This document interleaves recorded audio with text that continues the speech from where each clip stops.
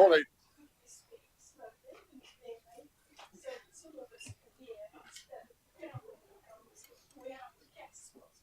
Thank you for your point of order, Councillor Allen, and I concur. Yes. So we have a speaker, and we have Councillor Henshaw. Councillor Henshaw. Thank you. I've got this other dead end session after lunch, but anyway, I'm sure I'm going to enlighten you all with my contribution. And I will try and speak slowly and clearly, but I only went to a secondary modern school, so you'll have to forgive me, Pauline, with that. Okay. Yeah. Well, Councillor Jackson. Councillor Jackson spent half the time this morning talking about the opposition Labour group and other councils and other local authorities, and I thought it was his budget or the Conservatives group budget, and perhaps he's practising for when he's in opposition in a few years' time. And also, he don't really get that opportunity now down at Broxton. But it's one of those things, you know, the slings and arrows of politics. Yeah, I know. I take no lessons in financial matters from the Conservatives when they supported Prime Minister Truss to a person. Her budget that nearly bankrupted our country. I take no lessons from the Conservatives in financial matters when they spent billions on second-rate personal protective equipment during the COVID crisis and giving amounts of money to the Friends. And Ben this morning said we don't fritter or raise reserves. Yet your budget includes spending 35 million of reserves. So you know there might be a dichotomy there. And Gove may blame Labour and other authorities for the situation that some local authorities find themselves in. The difficulties are consistent and comprehensive, and they affect all political stripes in local government. In fact, the County Council network today warned that yearly tax rises using their reserves and making services more efficient and productive will not anywhere near enough go to fill the gap, which means that councils will have to set out further rounds, not my words, draconian cuts to local services, providing basic bare minimum core to offer other residents. The network argues that even taking these actions will not be enough to prevent some councils from being unable to manage their budgets, with the scope for savings narrowing each year. And also, I take no lessons from the Conservatives in compassion, because they're a party, and I think Ben voted for this, delayed paying out compensation to people who were infected in the blood scandal with HIV and hepatitis C, which was disgraceful. They should be paid. Who supported a Prime Minister who said it was okay for the elderly to be discharged from hospital to die because it was nature's way of thinning them out. You know, and was also obsessed with us elderly people accepting our fate. I mean, come on, that's not compassionate. That's purely and simply disgraceful. Now, turning to adult social care and health, Councillor Barney rightly comments on the fantastic staff we have working for this authority.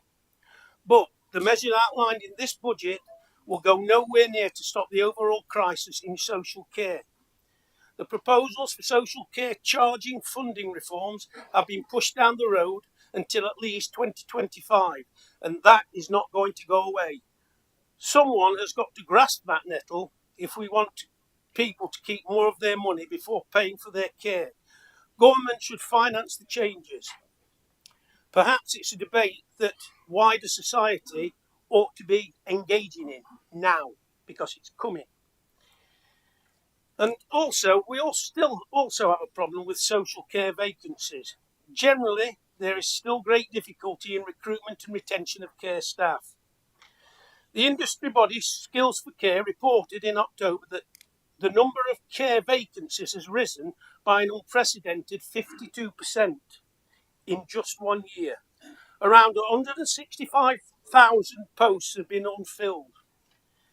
This is especially worrying, and because the demand for carers has actually increased. And you ask yourself, why are there staff shortages in the health and social care sector? And we all sit in this chamber and we all know what it is. It's low pay, it's insecure working conditions, and it's a combination of ageing carers. According to the Skills for Care, the average age of care staff was 45 years, with a good percentage of those being over 55. This means that more than a quarter of the workforce is likely to retire within the next 10 years, which will exacerbate the problem. Now, let's move on to another difficulty: overseas recruitment. The end of free movement in January 21 initially also decreased the supply of overseas workers in the health and social care sector. The UK government only recently added general caring roles to its shortage occupation list. However, to qualify, overseas workers must earn at least £10.10 per hour, which many agencies and other UK employers simply don't pay at the moment. Admittedly, the living wage has been increased, but it's still not enough to eliminate the problem. And to make things worse, only last week, the Home Secretary, James Cleverly, has announced that from March, care workers coming from overseas won't be able to bring their families with them. So migrant care workers are good enough to support our family members who are in care, to feed them, to take them out, and to do personal care and wipe their backsides, but they're not good enough to bring their own children over to support them. So I think it's absolutely disgraceful. It will not address the situation in relation to getting enough care workers. So, in conclusion, we've got to look at this issue in relation to social care. Admitted Councillor Barney and the council put the extra pound uplift in towards paying for an increase in social care workers' money, but it's not clear where that money's going or who's getting it, and I think we'll be looking at that in the future. And also, I want to work with Councillor Barney to make sure that when we pay that pound uplift, it actually goes to the people in the wages and not going to offset costs by the care provider. So in saying that, we have some fantastic care workers in this country. We've got a shortage of care workers. We need to address the problems because it's a problem that's going, as I get older, it's something that I'm staring the face off. And I think a lot of people around here are exactly the same. We've got to tackle the problem. Thank you, Chair. Thank you, Councillor Henshaw. I have one speaker. The chairman calls Councillor Neil Clark. Thank you, Mr. Chairman. I have much pleasure in supporting this budget proposed by my colleague, Councillor Jackson. We have a very challenging time in this country as the costs of living continue to rise. Given the context that most councils around the country struggle to present a balanced budget, this administration is putting forward an extremely responsible budget, one that shows Conservatives investing in the people of Nottinghamshire. Not only a balanced budget for this year, but a balanced budget for the next 2 years. As Cabinet Member for Transport and Environment, I would like to highlight some of the issues that relate to my particular budget portfolio, Mr. Chairman. As we all know, the last 6 months or so has seen some major weather impacts, not least resulting in unprecedented record levels of rainfall during last autumn, over the Christmas period, and in recent weeks. This continues, as I understand there are yet further weather warnings of rain to come in the next few days, and in fact there were obviously last night as well and this morning major rainfall, which I know has caused problems even this morning. So the weather rainfall continues at an unprecedented level. The County Council has been working hard during this period, however, through its flood team staff to help people and businesses under threat of flooding, but also to invest in preventing the risk of flooding. I want to pay tribute to and thank the flood team and their colleagues and all staff and workforce in responding and working closely with other partners in councils and the emergency services. This has included helping those who have been flooded, delivering sandbags, and working with the Environment Agency and other partners. However, investment is also key. This is why we have invested and aim to continue investing in extensive natural flood management to help control the flow of water into our communities, to reduce that threat of flooding. And this is why we are investing in people by promoting volunteer flood signage warden schemes. We've run several successful training sessions already, and I have more scheduled, with the take-up being very high. At this point, I want to specifically thank all those residents who have already played a part in volunteering as wardens during the recent severe flood events, because they have played an extremely important part, Mr. Chairman, as obviously all our staff can't be everywhere all at the same time, and those volunteers were absolutely vital. It is Conservatives investing in Nottinghamshire. I'd like to have told you, hot off the press, there is a successful bid for some even more natural flood management, but I'm still waiting for that confirmation, although I've been told informally that it is on its way. Our bus services in Nottinghamshire are the envy of many around the country. We have reviewed our services and continue to monitor them for improvements. This administration has saved many services that would otherwise have been discontinued by the commercial operators. Some have been very long routes and some shorter. The long routes, such as the 141 service. Conservatives investing in Nottinghamshire. Whilst maybe not the first in the country, we have been, and they even have play music on the buses as well. Whilst maybe not the first in the country, we have been innovative in creating our demand responsive travel, otherwise known as Not Bus on Demand. This continues to support our ambition for every community to have access to a bus service by offering service to those that ring up or use the app to order a bus in zones where there are no regular routes. We even have a hybrid service with part regular fixed route and part on demand service. It has proved a great success, and we are going to invest in further on-demand services. Conservatives investing in Nottinghamshire.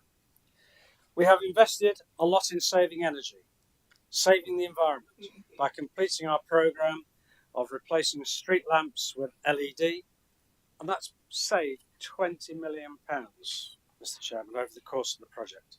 We will continue this by investing in replacement lamp columns, improving efficiency and reducing maintenance costs. Conservatives investing in Nottinghamshire. Costs continue to rise. For example, the special education needs school transport costs escalate, and the overspend was scheduled to exceed £8 million. But by working really hard, our officers have done a great job in limiting that overspend to less than £5 million. It all helps. The number one priority on most residents' priorities is the roads. Do not be under any illusion. It is the same no matter which county you are in around the country. I have met with many colleagues in many different county councils, and each of them seems to have the worst roads in the country. Of course, we recognise roads is the major priority here in Nottinghamshire. Indeed, we have done a lot of work already and will continue to improve the way we do things. Our highways review brought many improvements and efficiencies, and I'm grateful to colleagues in Via for their hard work on behalf of the residents. On major projects, we are just about to start the £40 million A614 Improvement Programme, which Councillor Jackson mentioned, designed to improve journeys by residents and visitors alike. We will continue to look for even more money wherever we can. From next May, the new combined authority will mean an extra £1.5 billion transport fund to the area. Maybe we haven't had a lot of snow and ice, Mr. Chairman, this winter, but it has been a dreadful winter in terms of rainfall, with 5 times the amount of damage to roads caused by those floods and storms. Although we haven't had a lot of snow and ice, our gritting teams are still out there in the cold temperatures, working hard to keep the roads safe. We frequently lobby for more money from government, and both the leader and I regularly lobby and urge the government to support us with additional funding. This has enabled us to invest an extra £4 million in our roads, as the leader has mentioned. This will mean we can boost the budget, getting major repair and resurfacing work done over the summer. These are major repairs I'm talking about, Mr. Chairman, ones that cost several £100,000 each. It seems to have become a custom over many recent meetings to read out a long list of roads, so maybe I should follow suit. I can tell you that this £4 million additional funding will include roads such as the A60 in Mansfield, south of West Notts College,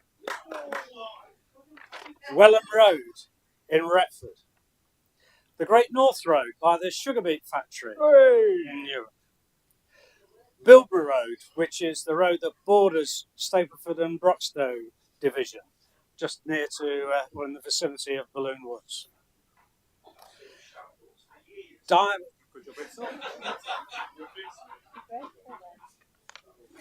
Diamond Avenue, Kirkby in Ashfield. Kirkby Road, Ravenshead. Kirklington Hill, Kirklington. At that time. Thackeray's Lane and Arno Vale Road in Woodthorpe.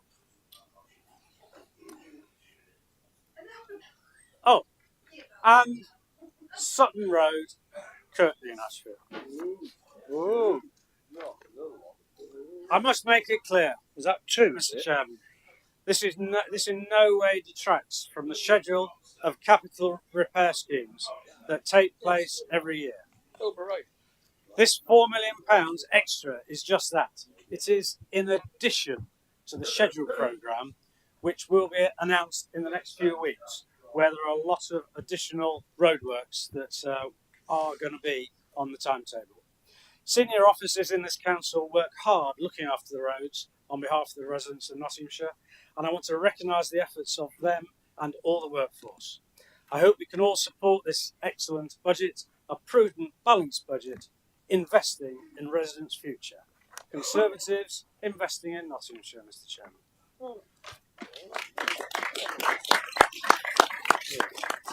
Point of order, Mr. Chairman. Councillor Carr. Over the last week, many of us on this side, and I don't know how many on this side, have been sending emails to VIA asking about specific roads and when it is likely for them to be mended. Over the last week, we've all been met with the same message: a brick wall. Is this anything to do with these actual announcements today? Because actually I suspect something very fishy here, and it isn't a herring. Excuse me, Councillor Carr, but you've got the announcement from the portfolio holder. So can we move on? Right, we've got 5 speakers. And Not understood my the point of chairman order calls again, Councillor Mr. Foley. Chairman. Thank you. Yeah, thank you, Chairman. Just before I go on, just something to say about this £1.5 billion you keep talking about, which is for an awful long time, and I assume some of it will be spent in Derbyshire. You're suggesting, I seem to suggest it will be spent in Nottinghamshire. Anyway, I just thought to raise that. So thank you, Chairman. So, Ben, calm down, mate.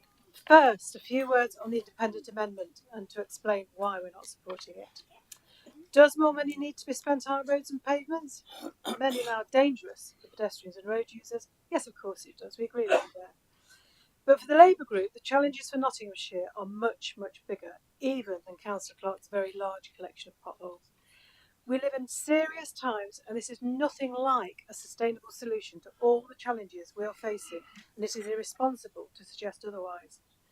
Years of Conservative government, both locally and nationally, have brought real hardship to our residents. So it's not just potholes that need filling in, it is help and support for our children, our families, our older people, our businesses, many of whom have suffered real hardship. In February last year, the Independent Group put forward a proposal for £20 million to fix the road in Nottinghamshire, and so we have to listen to almost exactly the same proposal from 12 months ago. And at the same time, Ben Bradley, as leader of the council, admitted that the roads needed around £200 million for the job to be done right. I'm sure that's nearer the mark. But he keeps telling us that he wants to shrink the state too. I think that's the term you use, Ben, isn't it? In other words, spend less money on public services. Since then, it's become clear that Councillor Bradley has little confidence in his Conservative government support for properly funding councils. And yes, we all remember his much publicised letter he circulated around all his Tory local government colleagues to sign, begging his government for more money for councils. So I suggest we have no chance of seeing that type of public investment come into Nottinghamshire. And in February last year, we were still reeling from the fact that Liz Truss, we have to keep mentioning Liz Truss as a warning for us here, Liz Truss would rather spend billions of pounds of taxpayers' money crushing the economy with her disastrous mini-budget than investing in our roads, our councils, our schools and our hospitals. And people are still living with the dire consequences of a callous and inept action. It's become very clear over the last 14 years that the Conservatives are not safe custodians of the public purse, and what has changed. Rishi Sunak has dragged the country now into a recession. I understand that's official now. The roads are in a worse state in the county than ever before.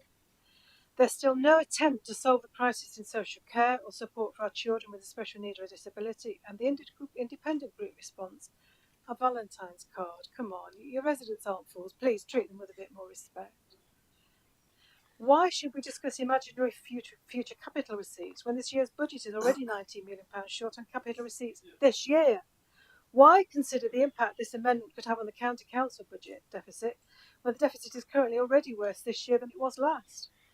I'd like to ask you, Councillor Zadrozzi and Purdue Horan, do you really expect Conservative administration to deliver better roads for Nottinghamshire? Do you? Because I don't, and we don't. So our group we cannot support this amendment. It would be irresponsible of us to do so. To speak on the original budget proposal, I was shocked, to be honest, to hear the nature in which this budget has been presented today.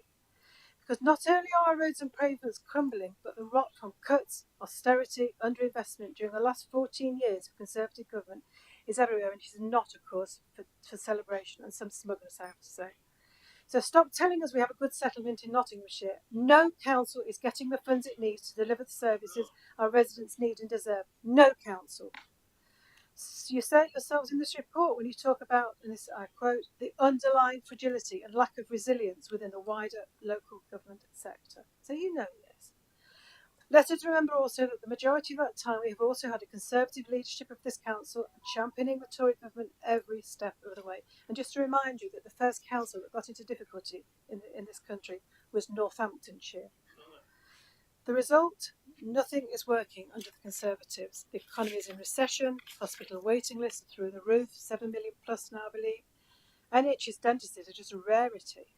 Filth and sewage is still pumping freely into our rivers and waterways, and here are a few challenges now facing this council. We don't have enough social care workers, including over 100 vacancies in adult social care, as Councillor Henshaw's very eloquently set out. Some of our older people are living in dirty and unsafe care homes in this county. 70% of children in Nottinghamshire who are legally entitled to have an educational health and care plan are not receiving this statutory service. So vulnerable people are more at risk. And I absolutely agree with your call, Councillor Jackson, to actually perhaps think about putting a cap on the cost of expensive residential care. So I'm very happy to join you in a campaign for that. People should not be making huge profits out of some of our most vulnerable children. What kind of solutions are in this budget today? More efficiencies. which we all know means more cuts to services. £19 million of cuts to services, the majority of which have to be dealt with by a new administration for 2025. And what about your claim that you're providing better services with less money? Really? You say in your report that Nottinghamshire County Council continues to invest in early help and prevention. Well, I haven't seen much evidence that this is happening for the benefit of our residents. I'm certainly not hearing it on the doorstep. And I can't see any savings as a result of this policy identified in the budget. And you talk about the significant ongoing transformation of services. Where's the evidence for that too? Last year, we told you, Ben, that time was running out and that more needed to be done to persuade government to fund councils properly. For 11 months as leader of this council, you waited till the very last minute to make your concerns about council funding public. Great. A bit late, but great. This was in a desperate attempt to bid your government. You're completely ignoring the massive cross-party demand, all councils yelling for more money, cross-party demand for a decent settlement to get a convincing rescue package. So what did you get for Nottinghamshire? £7.2 million. Given the scale of the problems we face, that is a pittance. 7.2, sorry, is it 7.3? I don't know. £7.3 million doesn't cover the cost of SEND transport. It's less than you plan to cut from adult services. And it does not come close to reducing this council's budget deficit. And I'll finish on this. Officers at this council have done a great job putting together this budget, and I thank them all for their work, and especially for the work they've been doing with us too. But it does not mean that we're well funded by any measure. So as Councillor Jackson quotes yet again about an alternative budget from us, despite rarely proposing one himself while leader of Broxtowe Conservative Group, let us call this budget out for what it is. You are salting the earth for a future administration with this budget.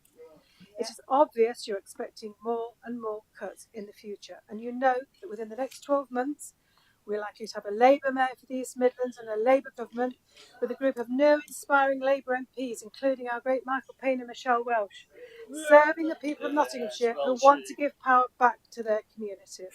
And I can assure you, Councillors Bradley and Jackson, we have plenty of new ideas, and you'll see those in 2025. So the Labour Group will not be supporting this budget, Mr Chairman. And we keep the background noise down so that we can hear Councillor Powell. What she's got to say, please. Thank you, Chairman. Chair, just a point of order. The misogynistic Welsh. language that is coming from over here is the misogynist. I do have a disability, hidden disability, just so you aware, Councillor Girling, that doesn't always make it my ability to be able to stand up quickly. Are you speaking so to me or are you speaking to Councillor Girling? The misogynistic language that is going on and the way that this leader is being spoken to, I think, is not acceptable, and I will be reporting I've just it made that point. I've had enough of it. Thank you very much, Councillor Welsh. We've just made that point. Continue, Councillor Powell. It would be nice if you had a word with your members that are doing this. Okay, thank you. So, the Labour Group will not be supporting this budget, Mr Chairman. We will continue to advocate for the end to the begging bowl culture of funding councils. We will continue to stand up for effective local government services for all our residents. We will continue to call for the introduction of fair, sustainable council funding because our residents need it and they deserve it. Thank you. Well said, Kate. Brilliant. Thank you, Councillor Powell. I have 5 more speakers. The chairman now calls Councillor Callaghan. Thank you. I'd like to speak to Councillor Jackson and Councillor Bradley. You know, your budget states you're not cutting frontline services for children and families, which I'm grateful for and thankful for. However, what we are not thankful for is we don't have enough social workers, we don't have enough child psychologists, speech and language therapists, counselling services or health visitors for some of our most vulnerable children in Nottinghamshire. So really, we're actually failing our children in Nottinghamshire. When I come on to our looked after children, Councillor Jackson, you said that this council is spending more than we can afford to spend and that government need to act because the situation is unsustainable. We will remind you of that in the coming weeks when we call on the government to fund children's services properly. Yeah. You say the government should be realistic with parents about the level of support they should expect. Well, I suggest parents know more than you and your Tory government about what their children need. Perhaps Richie Sunak and his government should spend less time telling us all to be grateful and spend a bit more time listening to the electorate. Maybe he should call a general election and find out what families really want in our communities. I come to the roads now in my division, Mansfield North. You say fixing roads is really costly. Yes, we know it is. Actually, Ben, you always say you've got the ear of the government. I hope, as North Mansfield leader again in our division, that actually maybe the 4 million you've secured extra, you could spend it in Mansfield, because our roads are some of the worst in the county. That's right. I was out with the transport manager last week, and he was saying actually the roads in Mansfield are in a worse predicament than probably in some of the rest of our county, and we need more help and support on our roads. Thank you. Thank you, Councillor Callaghan. I have 8 more speakers. The chairman calls Councillor Bailey. Thank you very much, Mr. Chairman. First, may I thank Councillor Jackson and the team in the Finance Department for producing this budget and the details which we're voting on today. A balanced budget, not just for this year, but for next year as well. An additional £4 million in highways improvements. And whilst other councils have increased council tax to the maximum, I'm pleased that this council will only be taking what we need. A stark contrast to Labour-run council in Nottinghamshire, such as Basildon District Council. As all the Conservative budget last year, the Worksop North Division, which I represent, received significant investment into our roads. Wingfield Avenue and Gloucester Road in Worksop both received mechanised patching in July to a fantastic standard. Blythe Road and Costa Hill Lane both received mechanised patching. In Carson Lindry, Rotherham and Borkett patching in November, followed by Amanda Avenue and Grange Close last month. It was only last week Long Lane substantial patching taking place. Mr. Chairman, these are only a few investments in local area I represent which have been underway thanks to this local council. If I wanted, I could comment on the works being done on Hemmingfield Road, Windsor Road, Chapelgate, and of course these are also not including the repairs done on central reservations, bus stop improvements, junction controls, reflective in posts. The list goes on.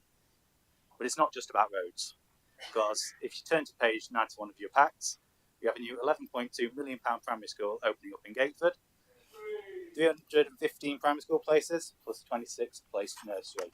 Turn over the page, you'll see £10.4 million expansion at Outwood Academy Portland. We see an extra 300 places for our children in September. Of course, these all benefit the people of Worksop, it benefits the villages around Worksop as well. And I hope that this speech just demonstrates what's happening locally in our county, because it's not just about it's not just about my area, it's about the wider Nottinghamshire area as well.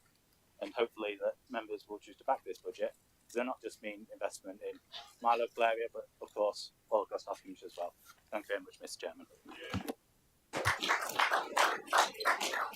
Thank you, Councillor Bailey. I have 9 speakers. Councillor Martin, chairman calls you. Thank you, Chair. I rise to support the budget amendment by my colleagues in the Independent Alliance. Since the publication of the budget, what we have seen, Mr. Chairman, is the coalition of old parties criticising us. Selling the family silver. Selling the family silver. There's never been a group of politicians who are going to sell more of the estate than exist in control of this council now. And yes, I know you've got your reasons for doing it, but I don't know how you dare criticise us for selling something we only bought in 2019. We're talking about a stagnant plot of land that would be better off in the control of private contractors, you know, and we are actually listening to our residents and trying to force the hand of the council to spend more on what is their priority. That is what we were put in this room for, and it doesn't matter what any of you say. You can talk till you're blue in the face. It's what they want that matters, and it's what they want that puts you back in this room. And the person I feel most sorry for in this room is Nigel Stevenson, who has to deal with a lack of vision from a Tory government who doesn't send figures on a biannual basis so that we can set the MTFS for more than 1 year at a time. It's like waiting for Santa in Christmas. Yeah, I know. You're setting it, guessing on what you've got. That's what you're doing. You're guessing on what you've got. So we all know that the pothole problem is a problem. And yes, it is a problem, but this council faces many other problems as well. And we agreed with a lot of the budget, some of it we don't agree with, but we are prepared to hold our nose and vote with that budget because if you stick 20 million extra into the budget and repair more roads on the next 2 years, then that would help only part of the problem because it's so bad. It's so bad. We all get it. But the other elephant in the room that we're not talking about is the compensation culture, people's tyres. I've had an email from a parent yesterday whose 17-year-old daughter passed her test last week and wrote a car off yesterday. You know, I asked Jason to come over and look at a pothole in Selston last week, and when he came through Park Lane. There was a car in the ditch just by the River Erewash. You know, this is how bad it is. So yeah, you can all call us. You can all say it's all gimmickry. You know, 3, 2, 1, you're back in the room. You're pretending to be the major opposition in the next Parliament. You know, you're pretending to be the major opposition. Where's your, yeah, well, you are, because where's the alternative budget? There isn't one. There isn't one. You know, there isn't one. So I'm speaking to the chair, yeah, because 3, 2, 1, they left the room. Right, yeah, so, you know, that's why I'm asking for your support in this amendment, because I think the £20 million would go, and there are councillors on the backbench who have been sidelined, right, by the current leader, who know that 20 million will only just touch the subject, right? So all this hoo-ha, you know, if I was to go down Jacksdale Main Road today and tell people what we were saying in this room, they would say you are absolutely having a laugh, aren't you? Because it's utter. I'm not going to use that word because it offended people earlier. I should have said poppycock, but it would have come out wrong. Right. Thank you, Mr. Chairman. Thank you, Councillor Martin. I still have 9 speakers.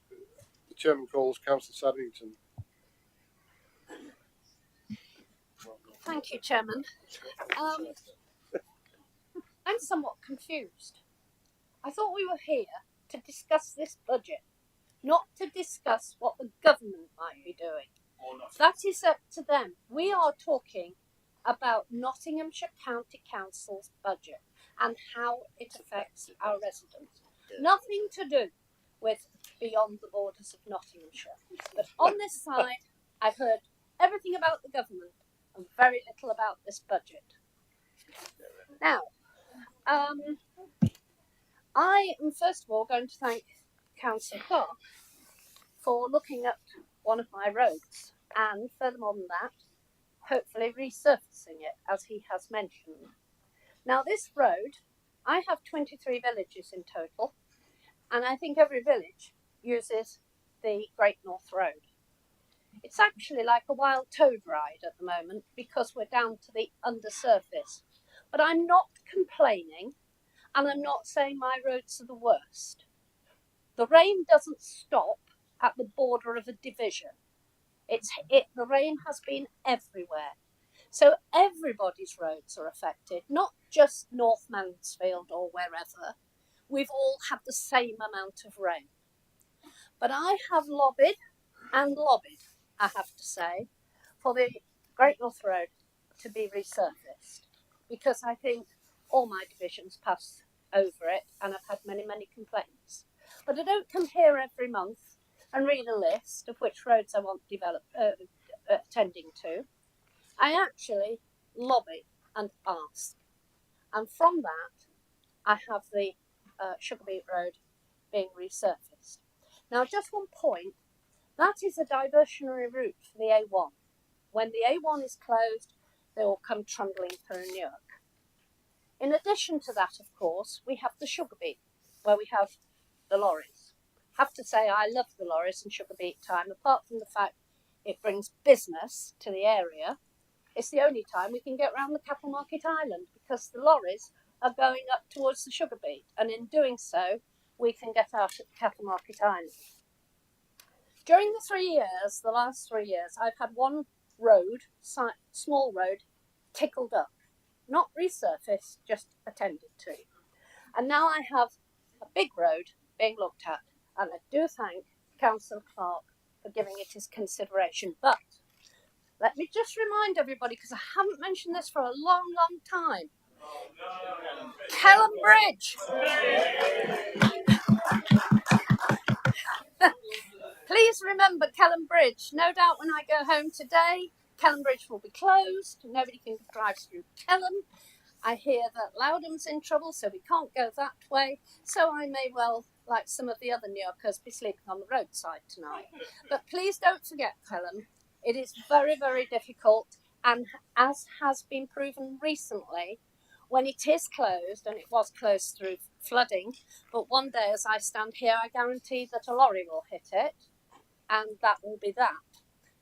And to go over Dunham Bridge, particularly as that was closed just recently in flooding, or to come here and go over Trent Bridge, is exceedingly difficult for people who live in the north of this county.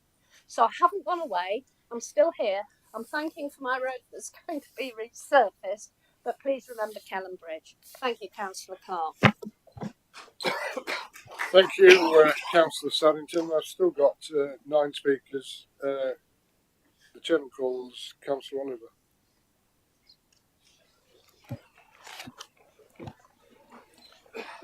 Thank you, Mr. Chairman. I'd first off like to just say to Councillor Saddington, don't hold your breath, because that man never does anything he says. I'm pleased to support the budget amendment as submitted by the Independent Alliance group of councillors. When I fought to get elected to this authority in November 2022, I promised to do everything possible to fix our broken roads and pavements. Last year was my first budget meeting, and quite frankly, it was disappointing.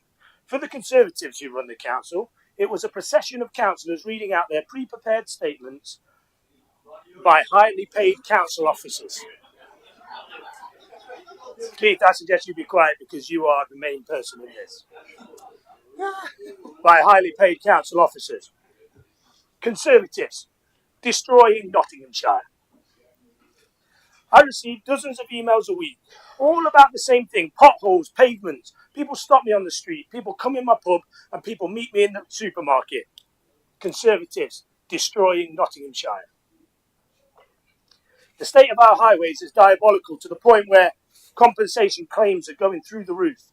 Unfortunately, the council treats our residents appallingly and fights every compensation with highly paid lawyers. This Conservative council then celebrate when ripped off residents lose their claims. The report that this council published a few weeks ago was appalling.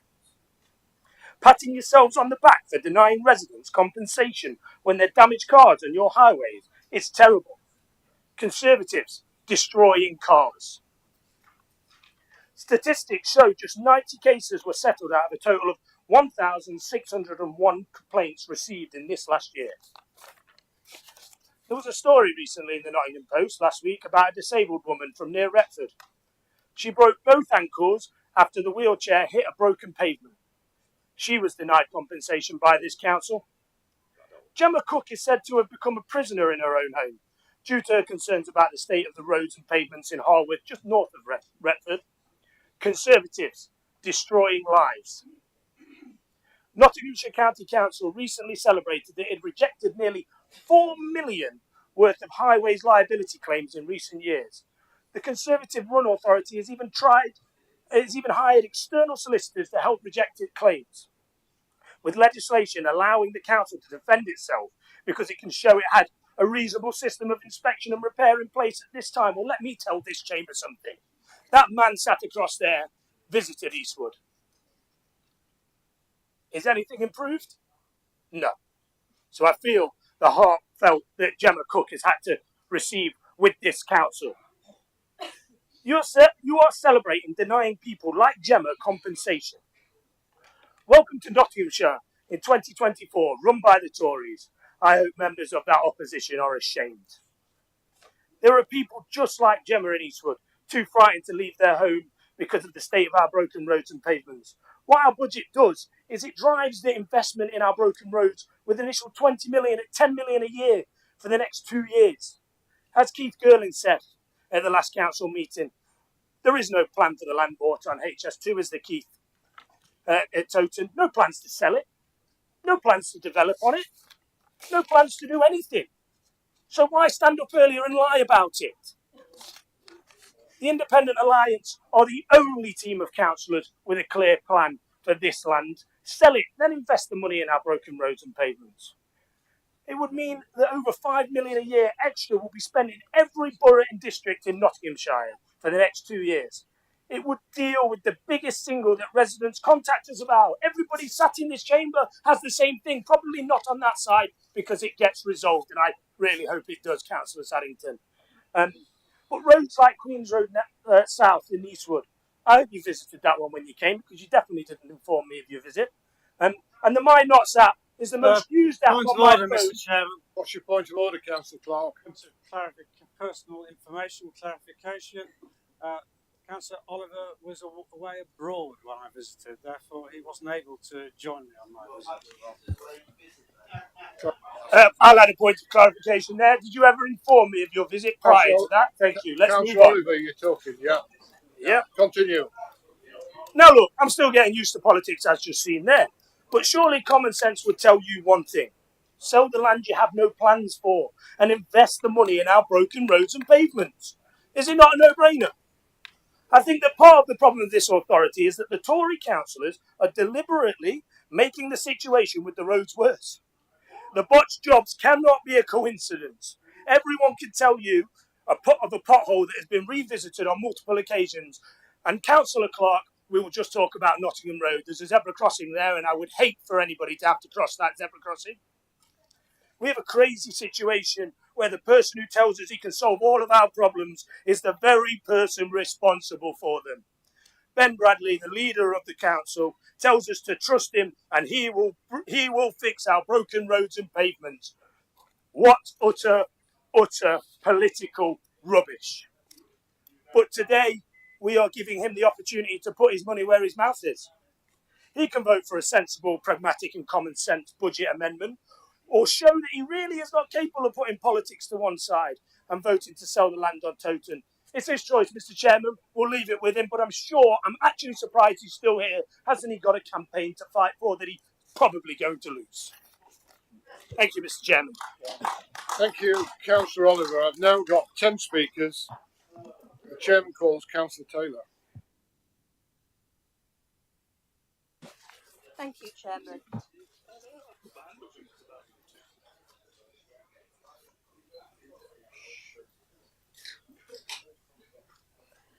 Obviously, I want to speak to the Children and Families Departmental budget, a budget of £180 million,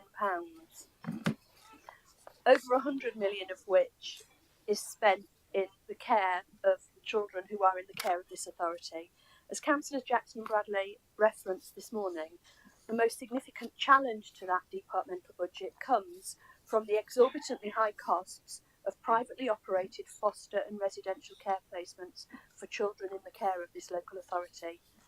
The stark fact given earlier that children's social care spending has doubled over the past decade is a clear and sobering indication of the increasingly profiteering private market which is holding local authorities to ransom over the costs of care for the most vulnerable children in our communities.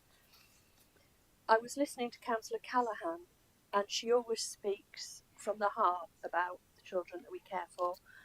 I don't altogether agree with the sentiment that we should be asking government for more money, because it's not always just about more money. I mean, my big ask isn't simply for more money that we just then passport into the coffers of private equity firms and pension funds. What I want is for government to implement the recommendations of the McAllister Review and the Case for Change and actually step in to manage a broken system of cynical profiteering. In the meantime, this council is working hard to address the cost pressures in two particular ways: by providing early help and support to children and families to prevent the kind of breakdown or crisis that can lead to children coming into our care in the first place, and by recruiting more foster carers to the local authority to care for those children who sadly, by circumstance, still do come into our care. Our investment in our early help and intervention approach through the whole family safeguarding programme is not only serving the best interests of vulnerable children and families, but also protecting the taxpayer.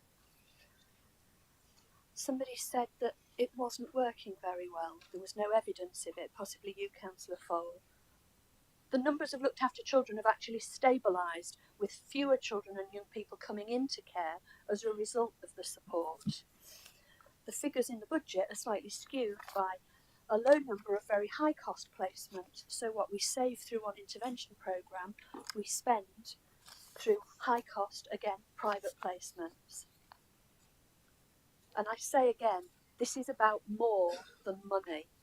Every family that benefits from effective early help is a positive story about the lives and life chances of real people. Our foster carer recruitment campaign is ongoing.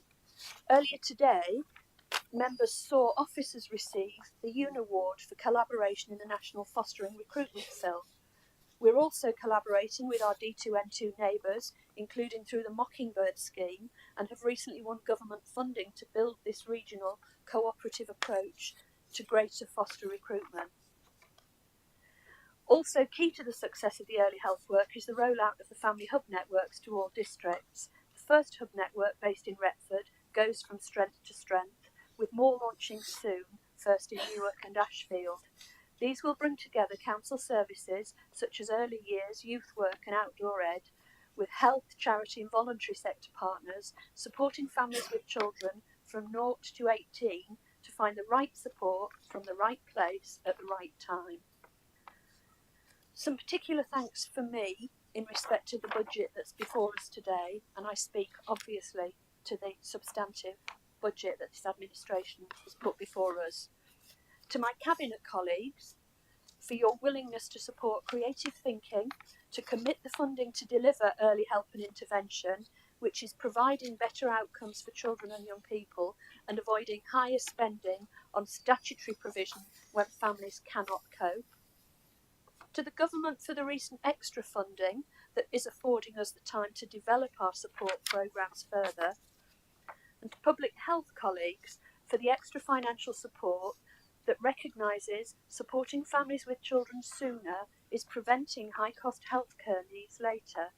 Also for the containing outbreak management funding that has supported foster families working to avoid placement breakdowns following the extra pressures of lockdown and COVID recovery, and which includes the £500 foster carer recognition payment, which was agreed and announced earlier this week, and which is going to be paid to all 196 Notts County Council foster carers.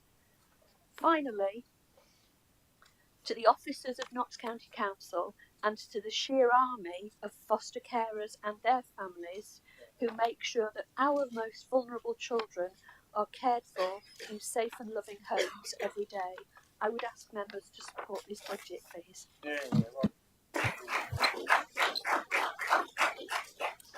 Thank you, Councillor Taylor. I have 11 speakers. The chairman calls Councillor Carr. Thank you, Mr. Chairman, fellow councillors, ladies and gentlemen. I was going to actually say that I feel a bit like the SNP at the moment, yesterday in the Commons, but then I remember there's no Labour amendment.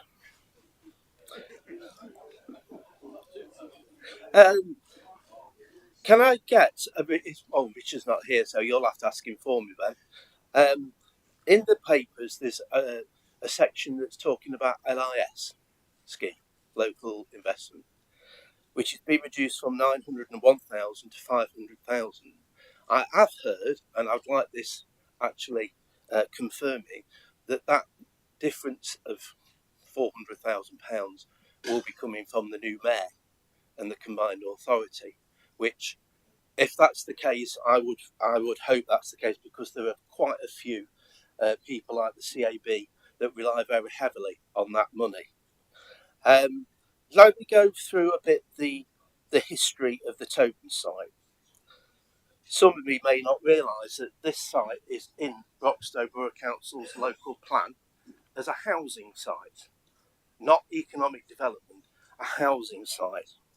It's also part of Broxtowe's 5-year land supply, And I'm afraid that the actions or inactions of this council are putting that at risk.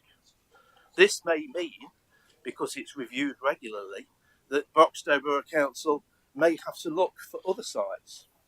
Trowell Moor, perhaps, where developers are sniffing round as we are here. Perhaps Watnall, perhaps Nuttall, where there's available land which is currently in the Greenbelt. It's putting that at risk. What you're doing is no better what developers have been doing for years, in that you're land banking. And it's land banking that has caused the housing crisis that we have now. I can tell you, and John McGrath is part of the administration at Broxtowe, that Broxtowe will, in all certainty, provide social housing for rent if houses were built on this field. They really will. They're very keen on it, and I support them in that. Since HS2 was abandoned, there is no clear plan. Indeed, there is no plan at all for this site. Councillor Bradley talks about a vision.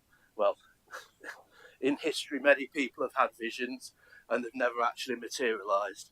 I'm actually chairman of the Government's Audit and Standards Committee at Broxtowe Borough Council, and one of my subcommittees is the Stakeholder Advisory Committee. And I can tell you, 2 meetings ago, we had to drop the agenda item talking about the Development Corporation because there was nothing to discuss. So, some vision, no plans for this site. What I would hate it to become is a retained piece of land, like swathes of land through Councillor Doddy, McGrath and Owens divisions, which have still been retained for HS2 and nobody can do anything with. I shan't go in again to what the portfolio said at the last council meeting, but if anybody does want to listen to what he actually says, we all have it on YouTube. The Development Corporation do not want to do with this site after HS2, and it was bought when HS2 was still coming to Toton. Thank you. Apparently, Broxtowe doesn't know what's happening. I don't know what's happening as Chair of Government Audits and Standards. The Development Corporation don't want happening. I presume then that the leader of the Labour group doesn't know what's happening, despite what she said in the Evening Post. And the only one that seems to know what's happening is the leader of this council, which I find very, very strange at all. One thing I would say, and to the Labour group, who, you know, I've got a lot of respect for all of you, and I get on with all of you, but really, the anger out there about the potholes is dreadful. If you put yourself in a position for them over there to say they voted against any improvements to potholes, they voted against the increase in money for potholes, you really are putting your popularity in your divisions at risk, and I mean that sincerely and as a friend. Can I just say though, a lot's been made of this £4 million, Mr. Chairman, and we've just actually had an email sent to us by an officer in this authority, and I shall read it out to you because it's very, very enlightening. The 2023 road maintenance and renewal programme totals £30.2 million. The 23-24. The 2024-25 proposed road maintenance and renewal programme totals 30.6 million. That's 400,000, not 4 million. There's a bit of smoke and mirrors going here because apparently the reason for the 4 million is because they've only allocated 26.6 million of last year's budget to road projects, and then they're adding £4 million to that to come up with the new figure. Mr. Chairman, I really do call that smoke and mirror politics, but what do we expect? Point of order, Mr. Chairman. As Councillor Carr has himself, Councillor Carr. he's conveniently ignored the entire capital budget, which you might want to have a look at. I will do. Thank you, Councillor Bradley.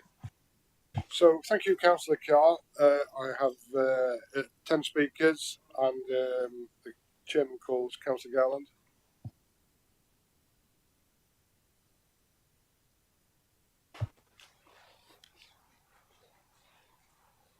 I think we all know that the biggest long-term threat to everybody's health, well-being, and wealth is climate change. But you can't heat your house, feed your children, find somewhere to live, or get to work safely. Anything that's a problem more than 6 months away will seem irrelevant. So the council should be helping people to live sustainably and comfortably now. So why are we halving the Sustainable Wolves Homes programme budget? Apparently, you plan to save 1.4 million on service premises in the next 2 years. What will this do to the carbon budget? The carbon reduction plan presented to Cabinet on the 22nd of February under Scope 2 completely neglects the effect of heating of staff homes and working from home. It's much easier to retrofit council buildings than it is to retrofit every member of staff's house. And in any case, are you planning to compensate staff for heating their homes? Whilst we're on buildings, why is the school building improvement programme, which covers heating, lighting, power, windows and roofing, being reduced by nearly 2 million? You wouldn't let your roof fall in at home. You need to spend to save. You should treat council assets like you treat your own house. You're taking 0.25, a quarter million out of green spaces. How and why? If green spaces are left unkempt, people will start dumping litter and so on. Here's an idea. What about joining LitterCam as pioneered in Maidstone? The county could lead a local partnership on this against littering drivers. Based on the litter I see, the fines are paid for the cameras themselves in no time. You need to spend to save. Buses. The Highways Capital Improvement Programme is going up because of money going into the bus improvement plan. I totally agree with this. I support money on buses, but right now the government's shoveling money to the private bus companies. Hopefully after May, we'll be able to get a franchise or even council-owned bus services where the money will go more directly to services. If you want another idea, here's another one. Talk to service providers about extending bus and demand services to the city as off-peak semi-timetables on-demand services in the evenings. This will avoid empty buses running, reduce carbon footprint, and hopefully allow more frequent services to be timetabled out in late hours, making the service more viable for residents. Tram fares. I'm pleased that Councillor Bradley heard the voice of the people who ran the excellent campaign to save the concessionary trams fares. They got 734 people to sign this petition to save the fares. You now tell us you never had any intention of stopping the scheme, which begs the question why £5,000 of council taxpayers' money was spent on the survey and why 154,000 people were left worrying about this for the last few months. Send transport. Why do you predict the cost of send transport is going to grow by £7.8 million this year and then miraculously fall by £7.1 million in the next 2 years? Councillor Jackson implied it was the parents' fault for having unreasonable expectations. You're good at blaming the parents. Isn't the real truth the reasons the costs are going up? It's because only 25% of the EHCP assessments have been done this year. So you're leaving vulnerable and highly stressed families without the services they need this year now. And does this mean that you expect to make it even worse again in the next 2 years, or do you simply not care about the budget for the in future because you know we'll be in charge? You're leaving us the mess to sort out. Most residents are incensed by bad behaviour of a few motorists. More money spent on parking enforcement officers and bollards could protect our pavements from pavement parking, which will help residents who need to use wheelchairs and pushchairs, as well as saving money on the damage to the pavements. You need to spend to save. Highways. Where's this money going? Our roads are getting worse and worse, not just because of climate change, but because of mismanagement.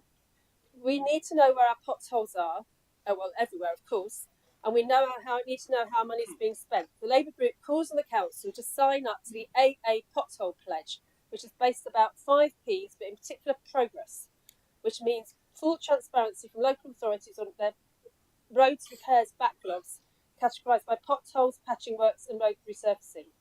That sort of transparency will allow us to judge performance year on year and compare our performance against other councils. Millions from the highways revenue by transferring revenue to capital. We also include reducing capital expenditure by 4 million. This seems like less spending on roads to me, just at the point we need more. Importantly, by reducing expenditure on the revenue account, you're implying you're spending less on immediate repairs, and we understand to some extent why that is. But if that means that immediate repairs aren't done, that will be more accidents for pedestrians, cyclists, and more damage to cars, more accidents and pain to residents, and more cost to the council if they're sued and you don't use lawyers to protect yourselves. You need to spend to save. At last year's meeting, responding to the original version of the reheated independence budget amendment, Councillor Bradley said we needed 200 million to fix the roads. So the 8.3 million for billion for central government's windfall from HS2 will provide less than one quarter of what he says we need, given we are one of the larger highway authorities. And finally, the independent amendment. This alternative budget is no more than the reheated idea from last year. It's a flash sale of our assets for a one-year quick fix. If the Tories are telling you you're selling the family silver, you really are in trouble. If you're expecting this failed Tory council to spend this money wisely, then you're likely to be sorely disappointed.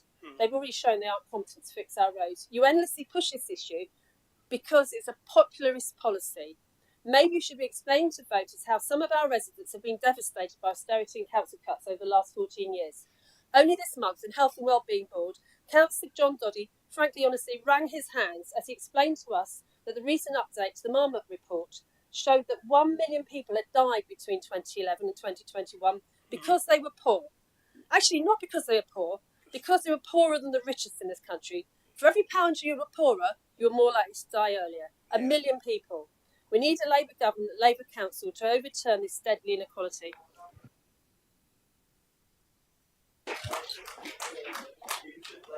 Thank you, Councillor Gowland. The chairman calls Councillor Camilleri.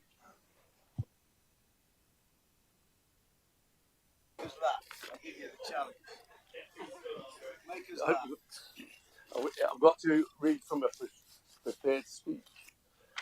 Chairman, I congratulate Richard Jackson on an excellent budget, produced in very challenging times.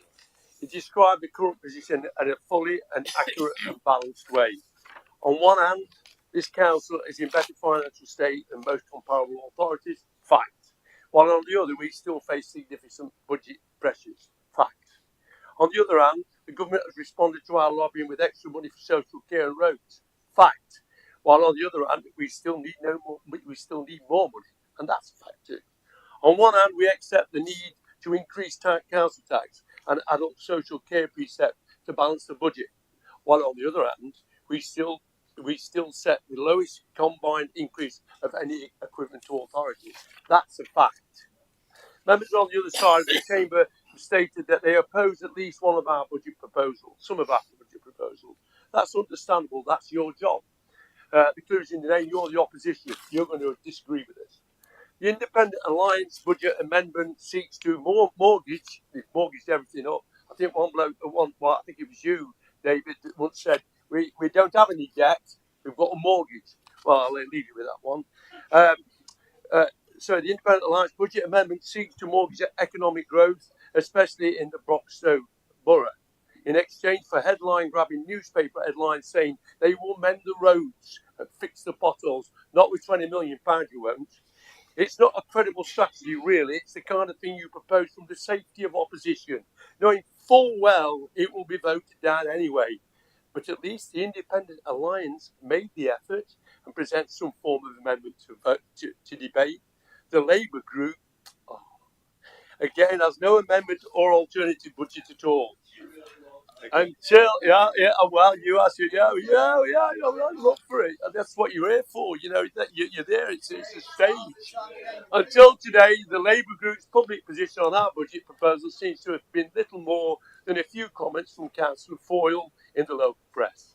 Councillor Foyle, sorry, I do apologise.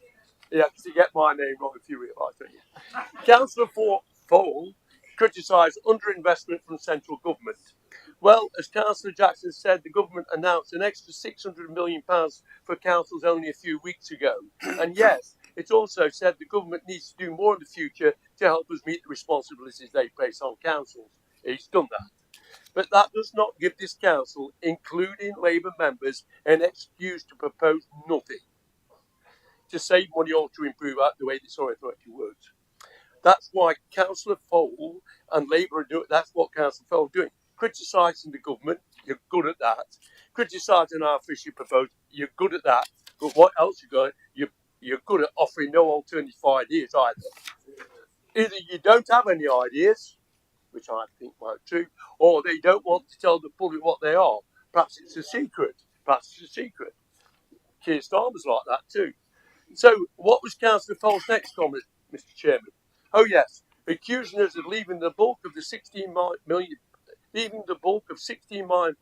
of cuts for a future administration to deliver.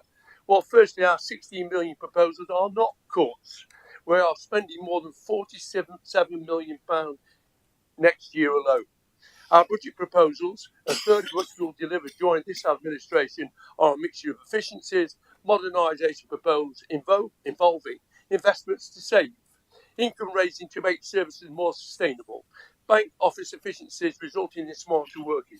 Also, identifying and helping vulnerable people earlier, intelligent management of contracts with providers, office rationalisation, and finally, the initiative taking use of new technology, especially AI. But again, I don't even need to defend or justify our position to Councillor Fole, because she and the Labour group are proposing nothing in return. They would leave everything to the next administration. Labour promise everything, but deliver so little. And Chairman, Councillor Fole's final comment in the press was to claim the Conservative administration is burning through reserves. That's not only misleading, but hilariously ironic, given that we know about the Labour-controlled Nottingham City's record with reserves. As stated in their bankruptcy response report, Nottingham City Council said, and I quote, less reserves available to mitigate the current financial pressures compared to others. The report also states that Nottingham City must replenish the housing revenue account funds historically unlawfully used to support the council's general fund for several years from 2014-15 until 2019-20. In other words, Chairman, if Councillor Fole wants to highlight a case of burning reserves, she should stand on Trent Bridge and point to the direction of the city. Labour, not City's Labour, not us. The one positive thing I can say about her comment on reserves is that it allows me to explain the sensible and prudent measures that we are taking.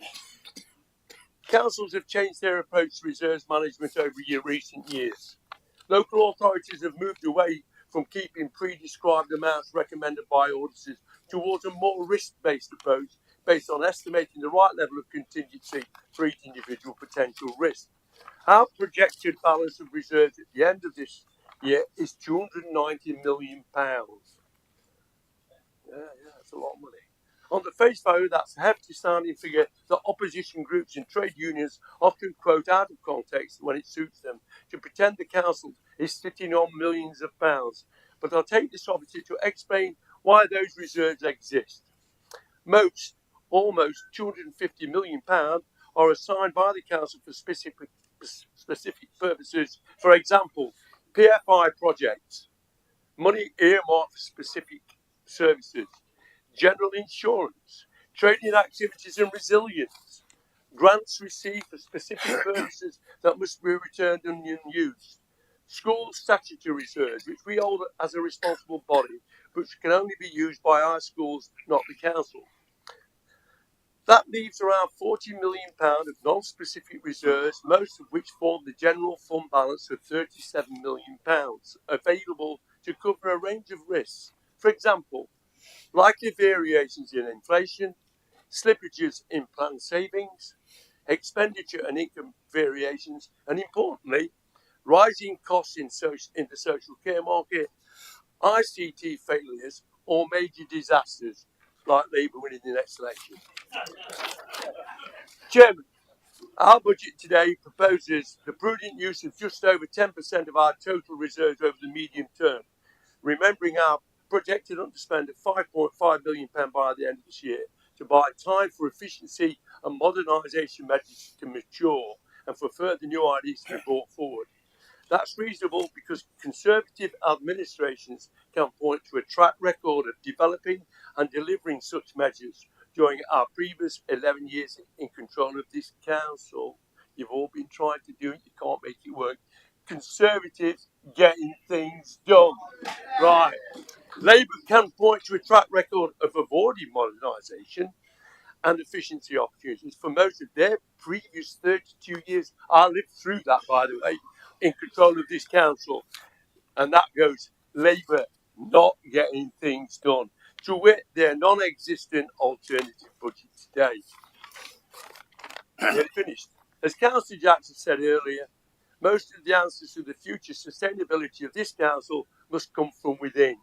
And it's clear that the outcomes of our budget consultation, that the Nottinghamshire public, in their wisdom, clearly understand this. In these difficult times, the team behind this budget has truly exceeded expectations. Their hard work and dedication have resulted in a comprehensive blueprint for the future. By following this path towards progress and development, we can ensure a brighter future for all the residents of Nottinghamshire. I support the budget recommendations. Thank you, Chair. Thank you. Thank you, Councillor Camilleri. I have 10 speakers.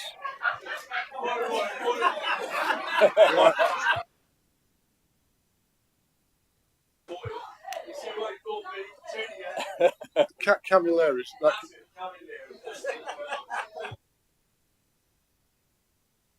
Right, thank you, Councillor Camilleri. The chairman calls Councillor Meakin. Thank you, Chair. Thank you for giving me the opportunity to speak in support of the budget amendment submitted by Councillors Jason Strosney, Francis Perdue-Owen and the Independent Allowance. As a county councillor for Kirkby North, which includes Coxmoor Estate, Kingsway Estate and Kirkby, the biggest issue we face is the state of broken roads and pavements. This is adversely impacts on every part of our lives, from compensation claims going through the roof to injuries to the reduction of house prices. Indeed, multiple residents in touch on a daily basis to complain about how they feel in my division. Our roads and pavements are dangerous, Mr. Chairman. What our sensible and pragmatic amendment actually does is deal with the biggest single issue that the residents get in touch with us about, the state of our highways. It's not just broken roads and pavement, it's our gully cleanings. It's terrible. Councillors will know there'll be a review of the gully cleaning programme from after motion on Storm Babette. The reality of many of our gullies are backed up. Yesterday, my team and I were door knocking in Kirkby. Kingsway was flooded directly outside Kingsway Primary School. Kingsway was named after King John. That was the route between Nottingham Castle to King's Clipston in about 1166. Back then, Mr. Chairman, the roads were probably in a better condition. There was a foot of water directly outside the primary school. Cars were swerving directly to avoid the floods caused by blocked gullies. We don't need a history lesson to understand that lives being put in danger because of the diabolic performance of this council. I'll be honest, in Ashfield, it was difficult to get excited about the HS2. It would have whistled through Ashfield, but I appreciate that they improved the regional inequalities that exist. Where the Tories right to gamble over £23 million of local taxpayers' money on the promise of HS2 in 2019. They bought land in around Toton to take advantage of opportunities afforded by HS2. Now that HS2 is not coming, what are they going to do with the land?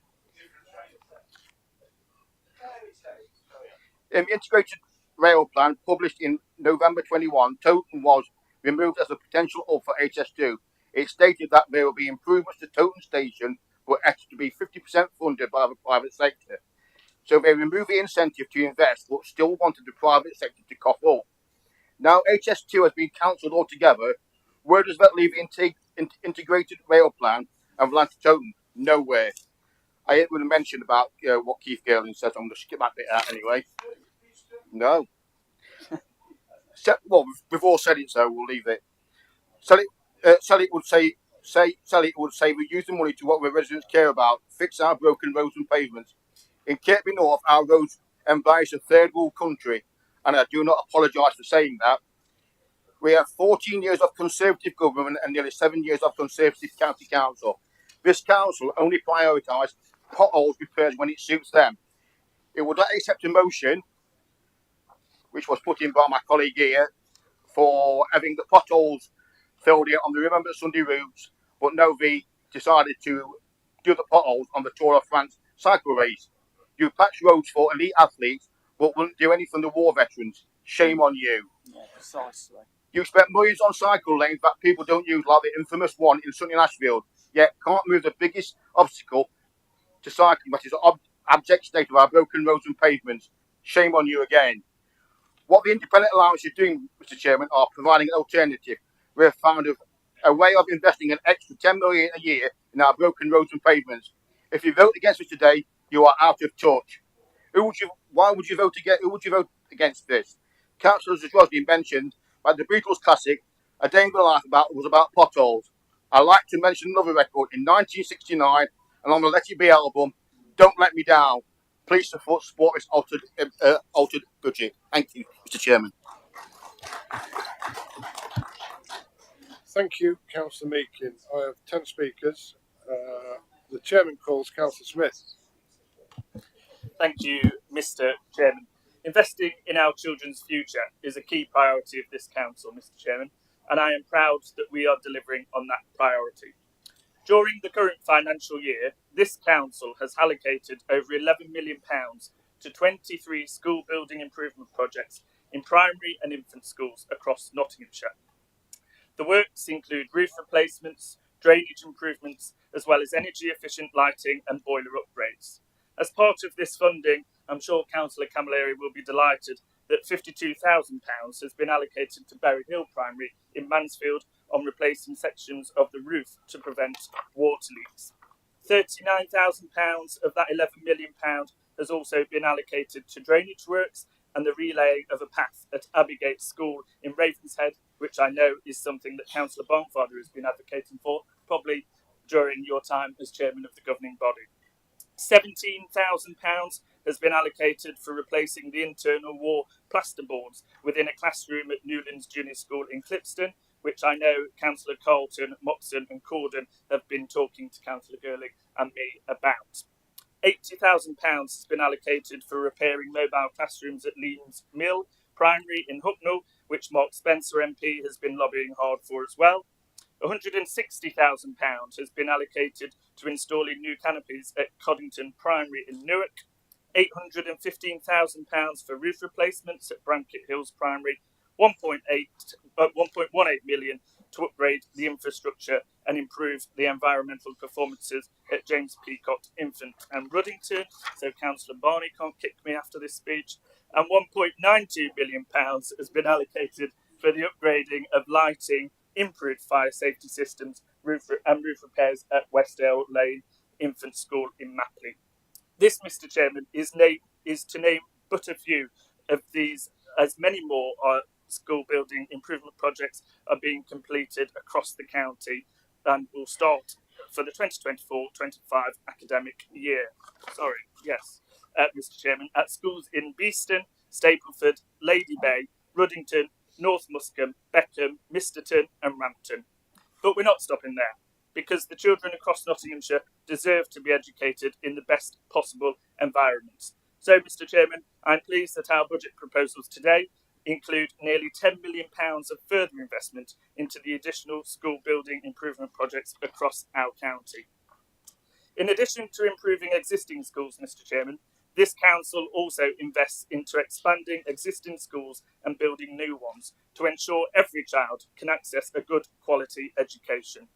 During the 2023-24 financial year, projects have included a £2.3 million expansion of South Notts Academy by 150 places, £13.5 million expansion of Cartney Willows Academy by over 500 places, and Mr. Chairman, I know the residents of Carlton East are overjoyed that Councillor Adams has worked so hard to solve the parking issues caused on residential streets on and around Burton Road in Gedling by working with partners to reopen Wood Lane to pedestrians. So thank you, Councillor Adams, for that.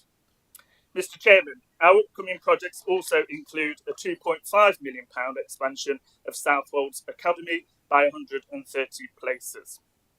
Today's budget that's in front of us commits this council to investing further into the creation of new school places, with over £15 million to finish the expansion of Rushcliffe Academy, which will provide an extra 400 places by September 2025.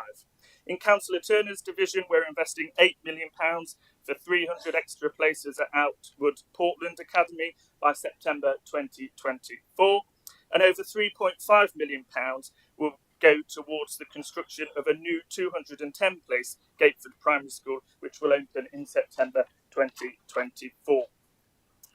Turning to SEND, Mr. Chairman, and as Councillor Jackson referenced earlier, a significant increase in the demand for education, health and care plans and the number of medical needs now included in those assessments are generating a growth in the number of required SEND school places.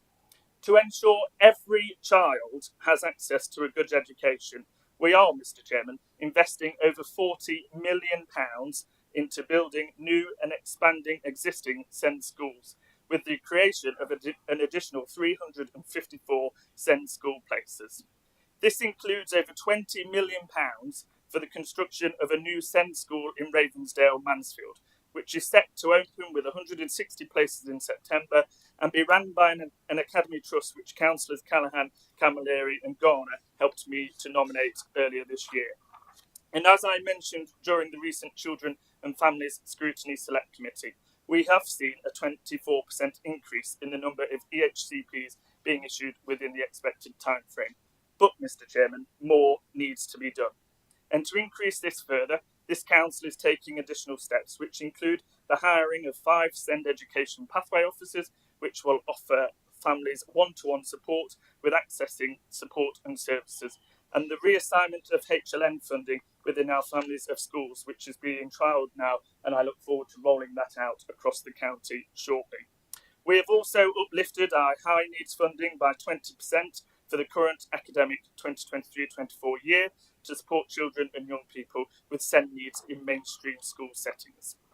Mr. Chairman, as I have proudly made clear, this Conservative administration's budget is not only increasing spending on key services that our residents rely on by £47 million, it's protecting our libraries, it's investing £4 million more into repairing our roads, and it is also investing in our children's future. All of that is made possible by good financial management overseen by this Conservative administration and all the colleagues on my side. And that, Mr. Chairman, is exactly why it has my full support.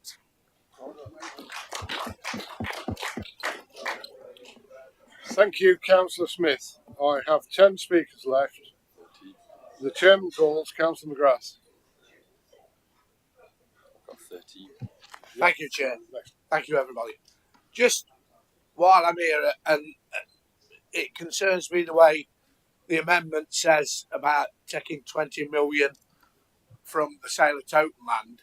I'm sure that between us all, the total land in particular could be used for better things than potholes, and that's the way I feel. Because 10 million wouldn't go far, right? 10 million wouldn't go far. I think when you look at it, and if you ask the people of Nottinghamshire what would they rather have, I would say a new hospital on the site in particular. And I think that's where, Ben, I think our vision, when you knew that HS2 wasn't coming, we should have had some plans put together. What? The hospital? Oh, sorry, I apologise then. Well, that's what I mean. I mean, I would much prefer, I'm sure the people of Nottinghamshire would have something round there. Right, because potholes, as we well know, what will 10 million get you? Well, 10 million will get you 6 roads, six A roads. And I think the health and well-being of our communities and people in Nottinghamshire is more important. That's me, but I can't support you lads neither, but that's me being honest.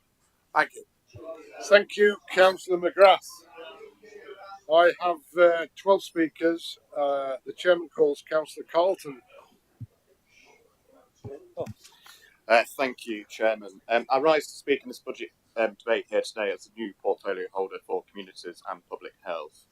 Chairman, I will largely contain my remarks to the public health aspects of my portfolio, as Councillor Gordon Wheeler, my deputy, will speak later with regards to the communities element. That said, I want to briefly mention libraries. National and local media is full of stories of many local authorities' plans to close libraries due to rising financial pressures. I was asked in my first place scrutiny committee just before Christmas what our plans here in Nottinghamshire were. I confirmed robustly at the time that we had no plans to close libraries, and indeed the budget book before us today confirms just that. Having spoken to a number of residents who use the service regularly and having visited a number of libraries myself, it's absolutely clear to me how valued the service is by the public. Our service delivered by Inspire is just much more than just books on shelves. Our libraries are hubs of the community, and Councillor Wheeler will elaborate further on the services that are currently provided by our colleagues. It is also worth noting recent research commissioned by Suffolk Council's charity, which indicated for every £1 spent on libraries, gave an estimated social return of just over £6. So on many points and many reasons, this is why we as an administration made the decision in this budget to continue to protect our libraries. A decision only made possible due to the continuing careful stewardship of the Council's finances. Turning to public health matters, this budget will give us the opportunity to invest further, thus allowing us to continue to strengthen our arrangements around our early help offer and prevention agendas to support residents in our county for when they need us the most. The Director of Public Health's annual report 2023, through sharing the lived experience of our residents, raised awareness of the challenges facing many who have been strongly affected by deprivation, trauma and abuse. In public health terms, this is known as severe and multiple disadvantage. Sadly, these circumstances can lead to the cases of homelessness, the harmful use of drugs and alcohol, domestic abuse, sexual violence, and perhaps contact with the criminal justice system, and equally mental ill health. While I'm only too aware that we have much more work to do on these agendas, I am proud to say that in recent times we have made progress, and by continuing to provide that safety net to the most vulnerable when they fall upon hard times. But as I say, we have more to do. I would also like to take this opportunity to thank Jonathan Gribben, who has recently retired, for his efforts on the DPH Annual Report 2023. This was a significant piece of work, and the recommendations that is placed before Council will be our guiding light moving forwards in how we seek to improve outcomes for residents who may face challenges of SMD.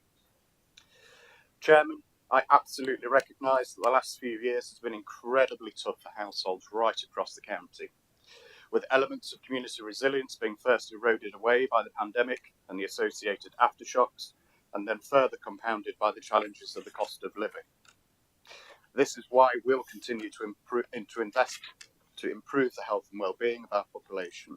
It is absolutely the right thing to do, as I passionately believe everyone deserves the opportunity to achieve the best in life, whether that be have a good home, secure and rewarding employment, a quality education, or facilities to enable good health and well-being. In order to be able to deliver this, we need the right tools in place. Therefore, I welcome the recent confirmation to Council of the Public Health Grant for 2024 and 25, as outlined by Councillor Jackson earlier, which is 2.1% higher than last year, which will enable us to continue to deliver our statutory duties, particularly around child health, sexual health and substance use as examples. Additional to this, through the careful deployment of public health reserves in this budget, we will continue to further develop cross-council priorities, as well as influence the health and social care system to deliver upon the recommendations as set out in the DPH annual report. It will continue to provide support to the MTFS, as already been referenced, around the whole family safeguarding project, and also to sustain services for speech and language therapy for children and young people, and provide ongoing support for survivors of sexual abuse. Furthermore, the budget before us today will provide funding for housing and homelessness commissioning posts in adult social care, as well as providing resources to the Police Department in respect of the Council's ongoing response to climate change. Additional to this, I will be bringing forward a series of proposals for the further deployment of the remaining public health reserves to be deployed over the lifetime of this current proposed MTFS, with the intention of sustaining the existing high-impact services facing inflationary pressures, such as those supporting the prevention of homelessness, domestic abuse, the harmful use of drugs and alcohol, and the one reason why I got into politics was around suicide prevention. On top of existing pressures, the year ahead will once again see many challenges and emerging threats, such as the spread of measles across the country. And whilst we thankfully have no confirmed cases in the county here to date, we need to ensure that we are prepared for when the disease does spread. As we know from the pandemic, the best form of protection is vaccination, and I urge anyone that is present or indeed listening to our proceedings today who has not had the MMR jab to do so. There's also been a rise of neonicotinoids and synthetic opioids hitting our streets nationally, and Nottinghamshire is no exception to this.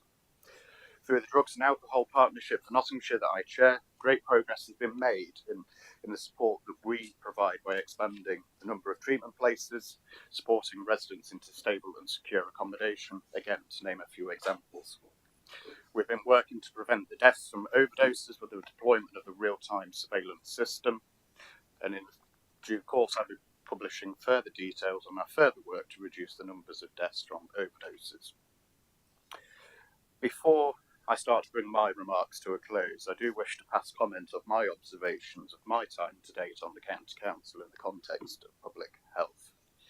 I've heard many members from right across the chamber speak passionately about health inequalities that still persist in our county, or indeed on single priorities and on challenges that affect a lot of our residents at times, perhaps in their life. Putting politics aside for a moment, we can all agree that whilst we have done some great work so far, we have more to do. So in the spirit of cross-party working, my door is always open to members who wish to discuss these matters further with me.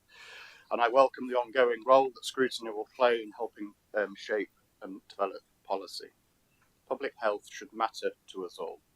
And on this basis, I will be making regular briefings available for members if you wish to further your understanding on such matters.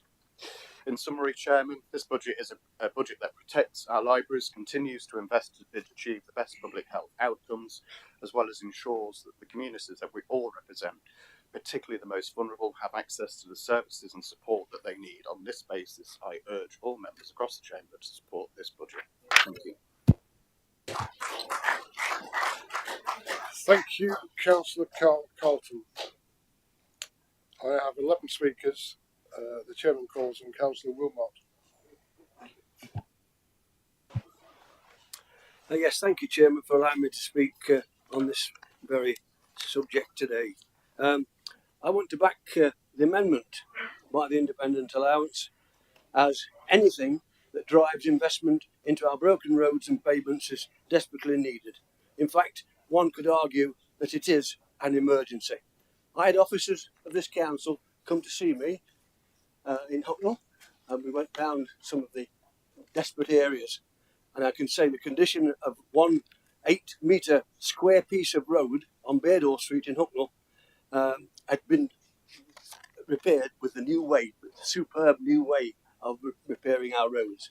It had collapsed, and in fact it had been repaired once again, and lo and behold, new holes have appeared in it again. And this is the new way of going on. This is the new system. And our officers are out there to say that at our second. More and more residents are livid about our highways. They really are. They have seen their council tax rocket year on year and get little for it. You claim things are improving. The problem is, Mr. Chairman, people have to leave their homes just to know that this is nonsense. I've been involved in politics for decades, but have never seen such anger. Residents are at their wits' end. Some tell me that they are not going to pay their portion of council tax because they are being let down so badly by this county council. I have sympathy for them. Nottinghamshire County Council gets 75p in every pound of council tax. That's why rises here mean so much more. Community safety portfolio in Ashfield that I've taken over, I did been that now for about a month, just over a month, and I've walked the streets, and instead of saying there's problems there and everywhere with community safety, with antisocial behaviour, they've said potholes, potholes, potholes, potholes. That's all that's being said all the time. It gets on my nerve, never mind everybody else's. But I'm saying the reality is that the residents of Nottinghamshire say they are being ripped off by this council. This year alone, there has been 1,333 compensation claims, but only 73 have received compensation. And that's gone up year by year, the last 5 years. You're not improving things. It's getting worse and worse and worse. And look at the total. It's, as I say, 1333. And who's at the top? By a long way, Ashfield. The top. They've got the most claims against the council. Why? Because our Ashfield roads are a disgrace. A total and a complete disgrace. In fact, Ashfield is becoming the poor relation of Nottinghamshire due to this Conservative administration. Absolutely out of this world. This council is really, as far as I'm concerned, acting as fibs and rip-off merchants. And what can I say? The residents are saying this also. This year, as I say, there's been 1,333 claims. That's from October of last year, with only 73 claims settled. That's ridiculous. There must be a number of claims in the state of our broken roads. They need to be repaired, and they need to get settled, all these people, instead of having different reasons, useless reasons, why they can't receive compensation. Residents tell me the way this council act is abhorrent. If someone claims, then the council simply say they've carried out ad hoc inspections just before, so it doesn't count. So under the current process, if the council indicate that they plan to fix roads, then it doesn't matter that residents damage their cars or put their lives at risk on our broken roads. Would the chairman agree with me that Nottinghamshire County Council is more interested in its reputation and saving money than it is about Nottinghamshire residents' vehicles? Time after time, we're told by residents that dealing with Nottinghamshire County Council over pothole repairs is like trying to deal with scammers.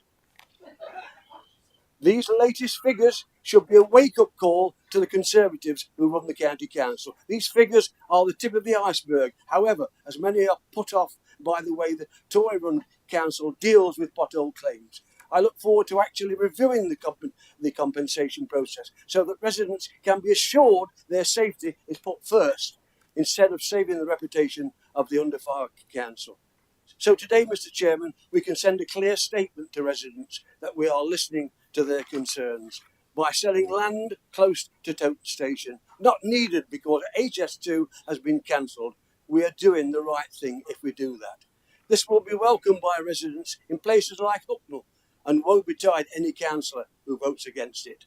We will have no hesitation in reminding residents who actually has a plan to fix our broken roads and pavements. When we get a new cabinet member for transport and environment for this council in 2025, I hope it will change the culture of this council.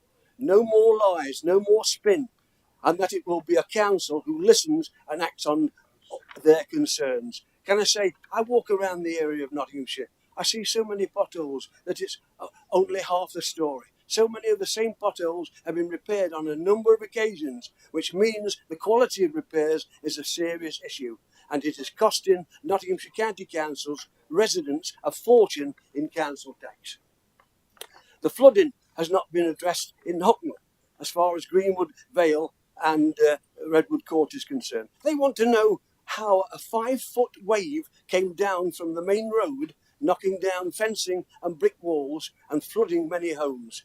There must be answers to this, and it's got to be answers to it because the residents are asking for that to be given. Driving along our roads in Ashfield, you have to veer to the right, veer to the left. It's like dancing on the hokey cokey. I've never seen anything like it. Avoiding potholes all the time. It's a really serious situation. Laughable. At least it is laughable. Not likely, as far as the residents are concerned. There's no laughing about it. They are the ones that are suffering. And I say, you've said how much you're doing for schools. I've got a school in my area, Broomhill School, who cannot use their playing fields because half the year it's flooded. And nothing's been done about it. We've actually asked something to be done about it. Not a thing. Nobody's done anything. Mr. Chairman, some of these incidents need to be addressed. Thank you.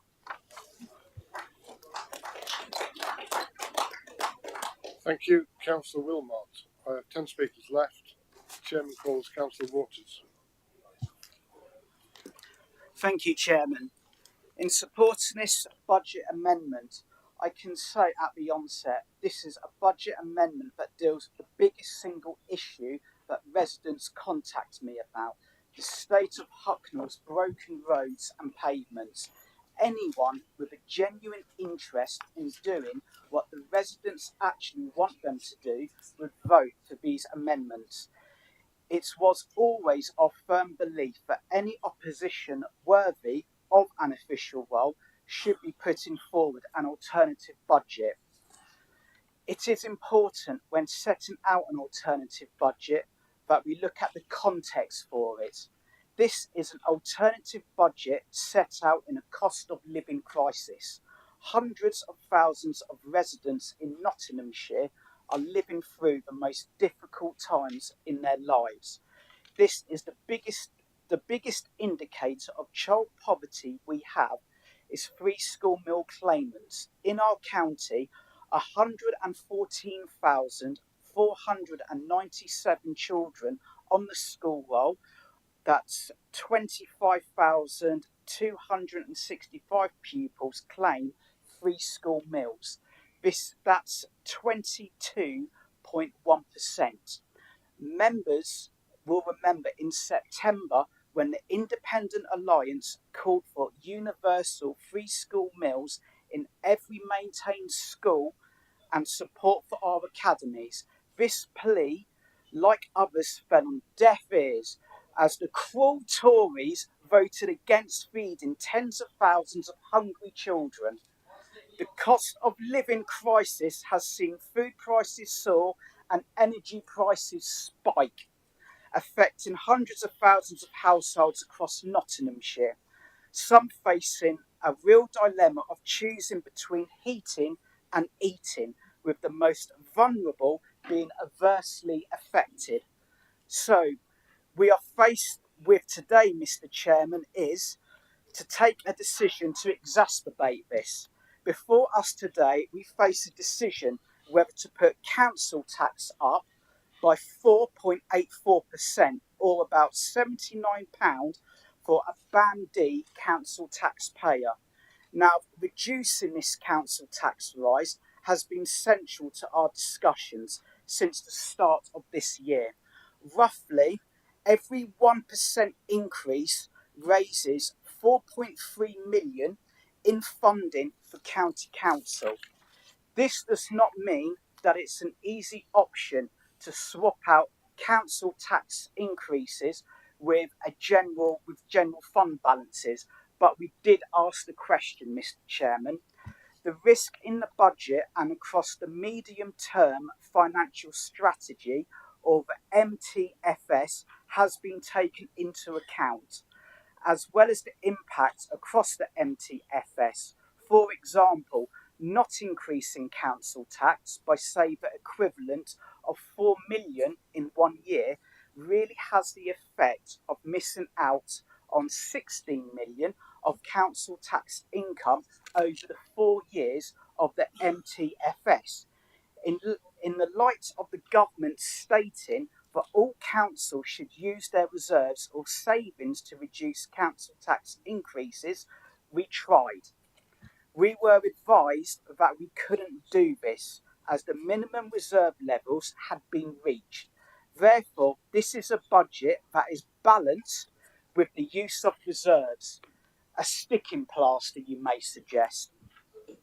We have a crazy ongoing situation where government asks councils to produce an MTFS for years to come, but doesn't give councils a multi-year settlement, something this council, to be fair, has been asking for years to happen.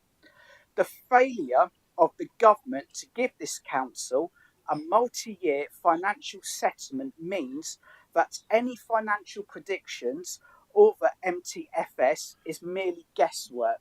Put simply, the Conservatives are blagging it. As Councillor Zadrobny stated, we have revealed research showing that government grants had reduced by tens of millions per year since 2010. It is a continued scandal that taxpayers in Nottinghamshire pay over a quarter more in council tax than wealthy millionaires who live in places like Islington and Westminster. That brings me to our alternative budget. It deals with the biggest reputational issue that this council faces. Not my words, Mr. Chairman, but the words of Councillor Neil Clark, the Cabinet Member for Broken Roads and Pavements, when I asked him this in the Chambers in 2021. As I said, we are putting forward an alternative budget today as it's the responsible thing to do. Of course, it means we hold our nose and back a council tax increase we tried to stop, but only if you back our fully costed, legally proposed to fix broken roads and pavements. This year, we are looking at selling land bought for HS2 in 2019, land bought for 23 million, land that Councillor Girling told us at the last county council meeting in December we have no plans for, as you heard on the recording. For the last few years, we fought against building the new council offices at Top Wiggy Farm near Hucknall. The cost of this will rocket to over 30 million. But with spades already in the ground, we had to find a way of prioritising residents' number one concern. If the amendment goes through today, it would represent the biggest ever annual spend on the biggest problem we have, the state of the broken roads and pavements. Since the Independent Alliance inspired Highways Review, have things really changed? Indeed, Councillor Neil Clark told the media at the end of 2022, crucially, residents are now telling us they can see vast improvements in their roads, which is fantastic. But I can assure Councillor Clark this is not the case. Roads in Hucknall are the worst for a generation. I frequently report issues. Jobs, when done at all, are poor at best. What our alternative budget does is find the money to spend, the largest amount to be spent in a year on roads and pavements for a generation.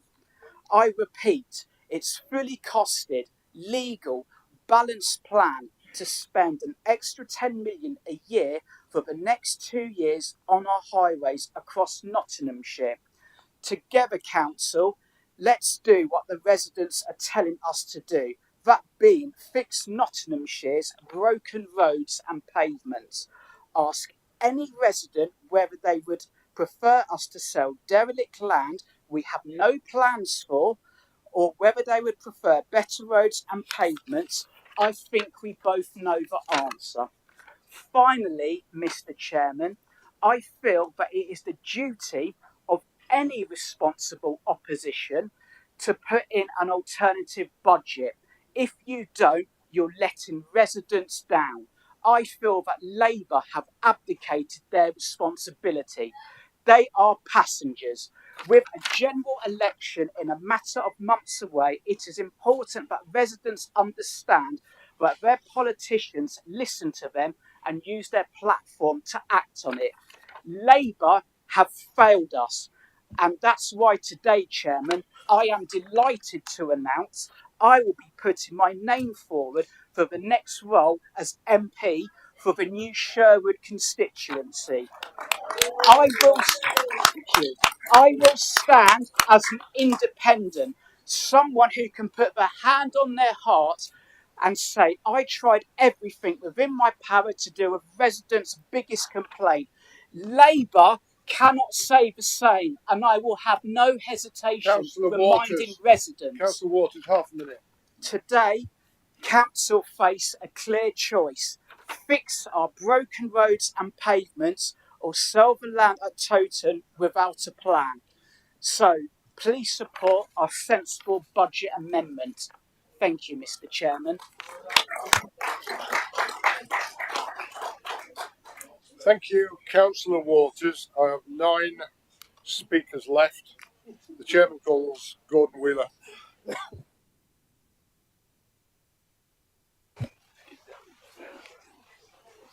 Thank you, Chairman. So I'm just waiting for those who are leaving to leave because it's obviously quite a disturbance. Thank you. Chairman, a few minutes ago, Councillor Carlton mentioned libraries, so we can start off with that.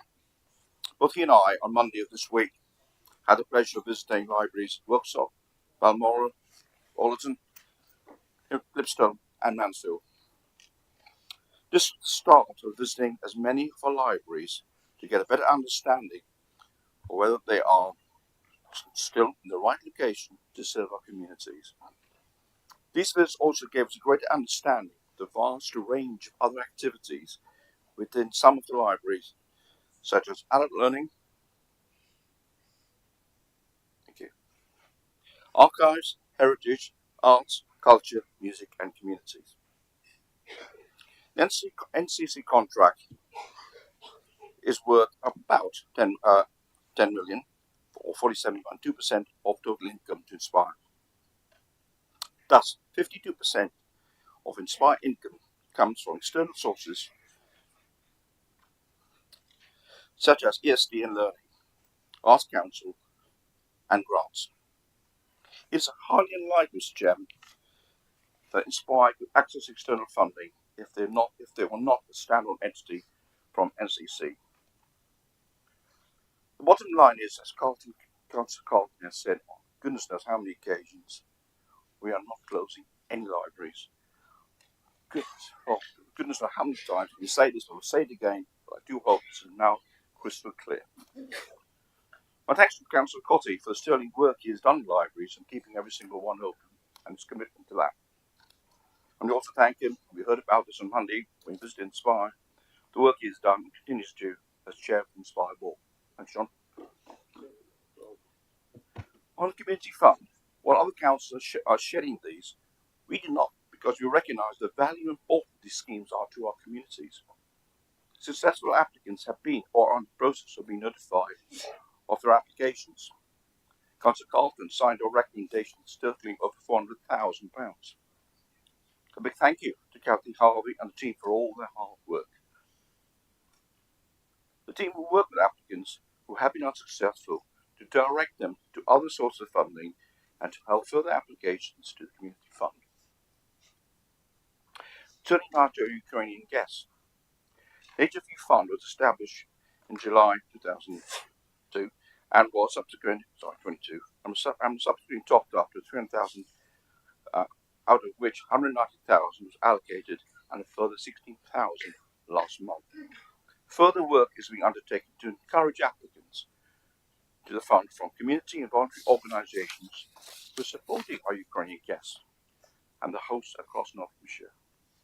We are very grateful, Mr. Chairman, to the voluntary and community sector, the difference they are making to the lives of our Ukrainian guests.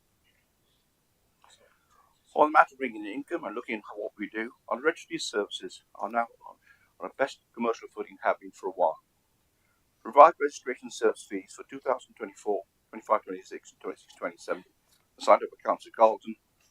It is essential we remain competitive with neighbouring authorities while receiving full cost for providing these services.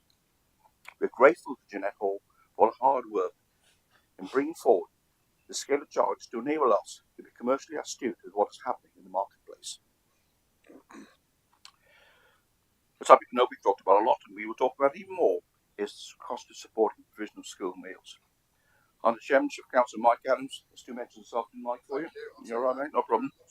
A task and finish group has been established, which will set out recommendations to the committee. I can't add much more at this stage because it would be inherently wrong to second guess the outcome of this very important, crucial piece of work. Councillor Galvin mentioned earlier on, Invest and Save. We're happy to say our excellent officers are exploring opportunities in Country Park to do just that, with Parkwood Leisure, including the installation of short-stay camping accommodation at Home Pier Point. Our capital contribution will be 500,000, but we get 50,000 back every year as a subsidy paid to the site operator. Planning Commission hope to have opening date no later than Easter this year. this year. At Sherwood Forest, we are working with RSPB New and Sherwood DC on a Forest Corner Master Plan, the aim of which is to deliver a sensitive, internationally important conservation site as a visitor attraction with key links to Nottingshire's heritage. On training standards, I know some of you will be attending one of their sessions very soon. I've had the pleasure of meeting the workforce and understanding the fantastic work they do. We are due to meet with Claudine White and the community team early next month, but reports and briefings from Claudine have already given us a strong flavour of their work, from seizing illicit vapes, tobacco, fireworks, safety inspections, food standards, scams, in particular affecting the vulnerable and the elderly, product safety, and a lot more besides. Recently, in a high-profile case heard at Nottingham County Court, a fraudster was found guilty of 1.5 million renewable home security scams. How much that affects the vulnerable within our community.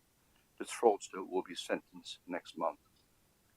So, finally, members, I would urge every single one of you in the chamber to support the Conservative budget and also recommendations laid in the paper before you. Thank you very much.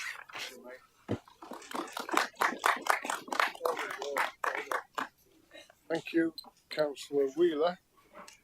I have 8 speakers left. The chairman calls Councillor Pringle. Thank you, Chairman. First of all, can I reflect on 2 years ago? We sat in this chamber as members and listened to the news of Russia invading Ukraine. 2 years on, 24th of February, I'd like to note my continued support for the Ukrainian people. I wasn't going to speak on this budget at all. However,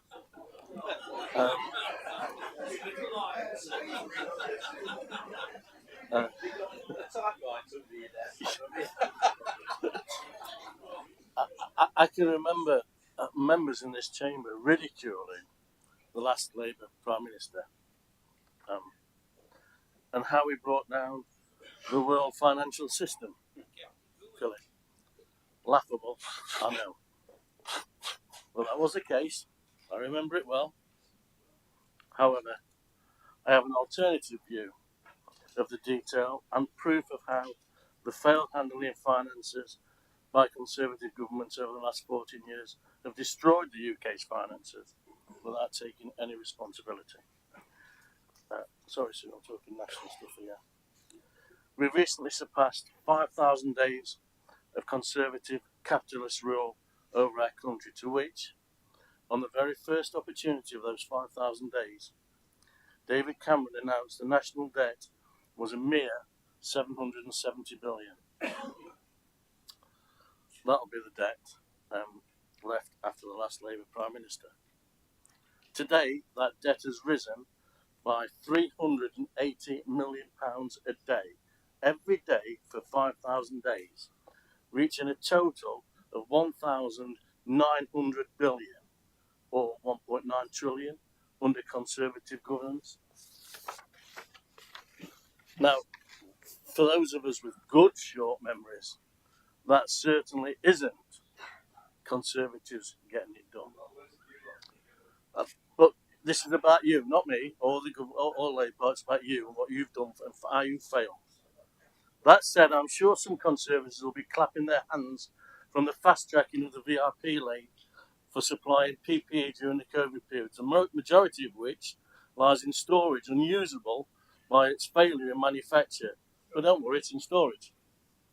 Again, a multi-million-pound cost to honest taxpayers. However, the impact of this national debt, through the continued austerity measures placed at the feet of local government, lands on the shoulders of our residents. The same residents seen a cost of living crisis greater than anything the like for 40 years.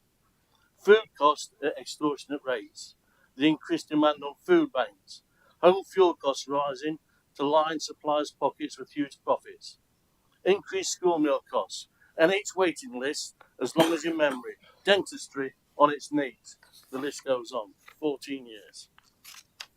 As we hear you take the applause and celebrate your book balancing through the use of reserves. Outside these windows, there's a very different story. Our residents again be asked to support increases in service provision for our most vulnerable by you, Councillor Jackson. For example, and I make no apology for this statement, we in Ollerton have lost 7 young men to suicide in less than 18 months. 7 families denied the love of a family member who could see no way out of what they faced.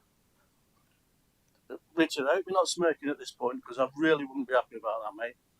I'm telling you. If I recognise the increase in funding potential of mental health service, then I recognise the failure of mental health support in general.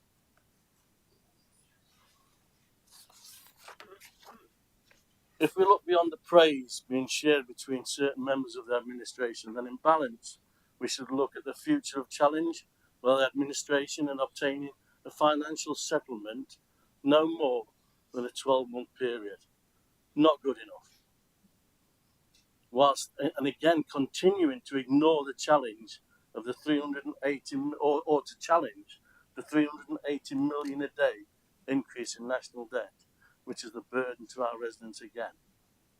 Although, to be fair, if you do listen hard enough, you may be able to hear a gentle whisper of political spin. To be honest, we do have the focal point of a council leader who has been acclaimed as the route into government that we should all embrace.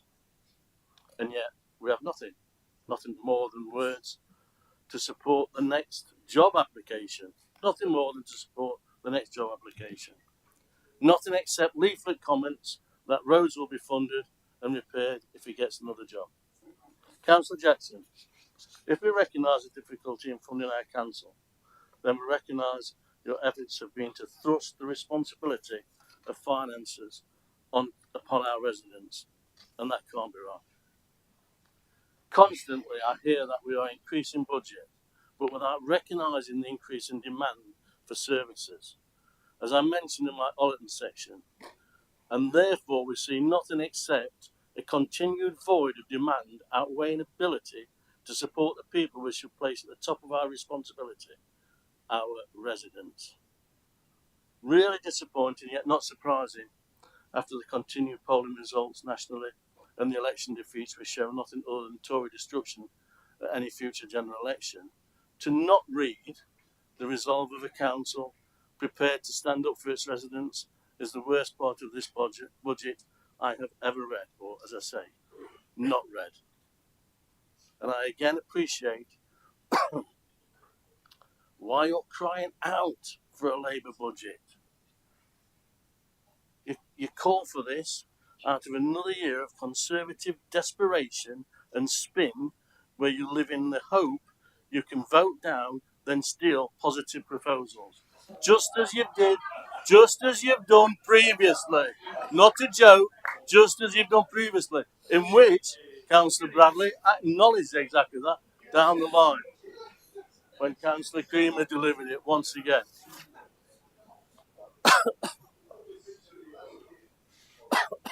Sorry, I missed you. What did you say? I missed what it said. No. Okay, thank you. I did enjoy Councillor Drosny's reference to the Beatles. I've got to say that was a bit of lightheartedness today. And I think, Councillor Bradley, I understand you consider yourself a bit of a singer. We've seen success by Lad Baby, and it's how well they've done by raising money for charity singles to cover. Perhaps your mayoral campaign could include releasing a cover single from Nina of 99 Red Balloons to 999 Pot-ons. Thank you, Chairman. Thank you, Councillor Pringle. I have 7 speakers left. The Chairman calls Councillor Payne. Thank you, Mr. Chairman. There's been an awful lot of heat in today's budget debate as ever, but not an awful lot of light. But there have been glimmers of light in today's debate. And I just want to start by saying across the chamber how powerful it was to hear you, Councillor Carlton, talking so passionately about suicide prevention. It's really easy in a debate like today to open your yellow binder and reel off a list of schools that you claim to have claimed credit for building for lots of communities and how they should be so grateful. What is far less easy to do is to turn up to a chamber and to talk about something that has a very real and raw impact on you personally and on your family, and you deserve a huge amount of credit for the power in which you have spoken about the issue since you've been elected, Scott. That is precisely what this chamber was built for, people who are able to use their platform to genuinely make a difference to people's lives. Let me also say at the outset, we wouldn't be able to stand in this chamber if it weren't for the good officers like Martin Gately, who is sadly no longer with us, and I thought the tribute that you paid to him, Sue, was both heartfelt but incredibly eloquent, and I think did him absolutely outstanding service for the brilliant service that he's given to the people of Nottinghamshire while he was here with us.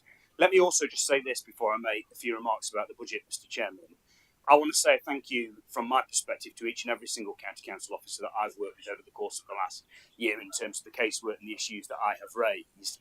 There's always a political yardboo on a day like today in terms of the budget, but none of the comments that I'm about to make are in any way a reflection of the professionalism, the methodical way and the diligence in which I have had a response from county council officers. So through you, Mr. Chairman, to the Chief Executive, I'd like to say thank you for the hard work that every single one of our staff do. We're having a tete-a-tete today about roads and potholes, and I'm going to make a few remarks about them, but I absolutely recognise that that is not an easy job for people to do. Going out and putting yourself in harm's way on our highways to repair highways, often in the most difficult circumstance with some of the extreme weather that we've had. And it's incumbent on us in this chamber to just raise our game slightly and remember that there are people who sit behind this chamber who are doing an incredibly difficult job, whilst we all have the privilege of being in here and exchanging views with each other. Sue, having said that, I agree with you, and I have the utmost amount of respect for you, and I've learned a lot from you, Sue, including when I lost the by-election in you, viewing just how passionate you are about your community. I take slightly umbrage about the point you made, Sue, and I think you made it with honest intention. You said that you were deeply frustrated that you'd heard people in the chamber today talking about the government, and actually what we should be here to do is to talk about Nottinghamshire's budget. It seems to me that's precisely the problem, Sue, and I don't levy this at your door, but that's what we've had from the Conservative Party for the last 14 years. It's nothing to do with the government. It's nothing to do with us, Gov.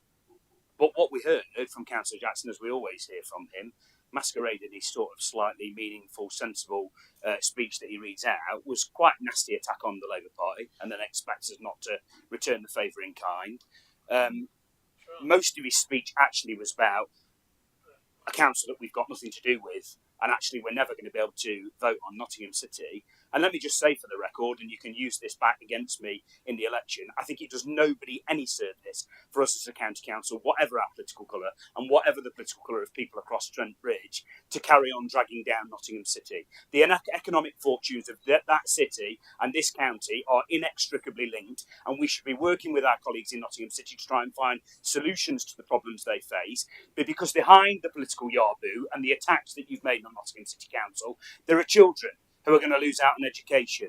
There are people who are no longer going to have police patrolling around on their streets because of decisions not just taken in Nottingham City Council House. Yes, I'm a big enough person to stand here and say that mistakes were made. And haven't we all made mistakes in life? I'm the deputy leader of Gedling. We don't get everything right. But I tell you what, if you're going to say that mistakes are made in Nottingham City Council House, at least have the gumption within you to recognise the mistakes that were made in Downing Street and in Westminster too, in terms of funding Nottingham City Council.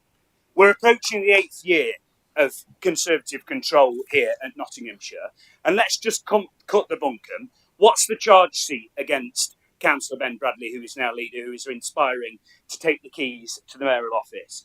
Council tax up by £387 for an average household here in Nottinghamshire. The budget deficit grown by 23%, putting off long-term decisions for the long run when he scuttled to the mayoral office. £16 million of cuts that are planned that he won't tell us what they're about. 33,000 children in SEND, special educational needs and disabilities, who, not in my words, but in the words of professional inspectors, have been failed.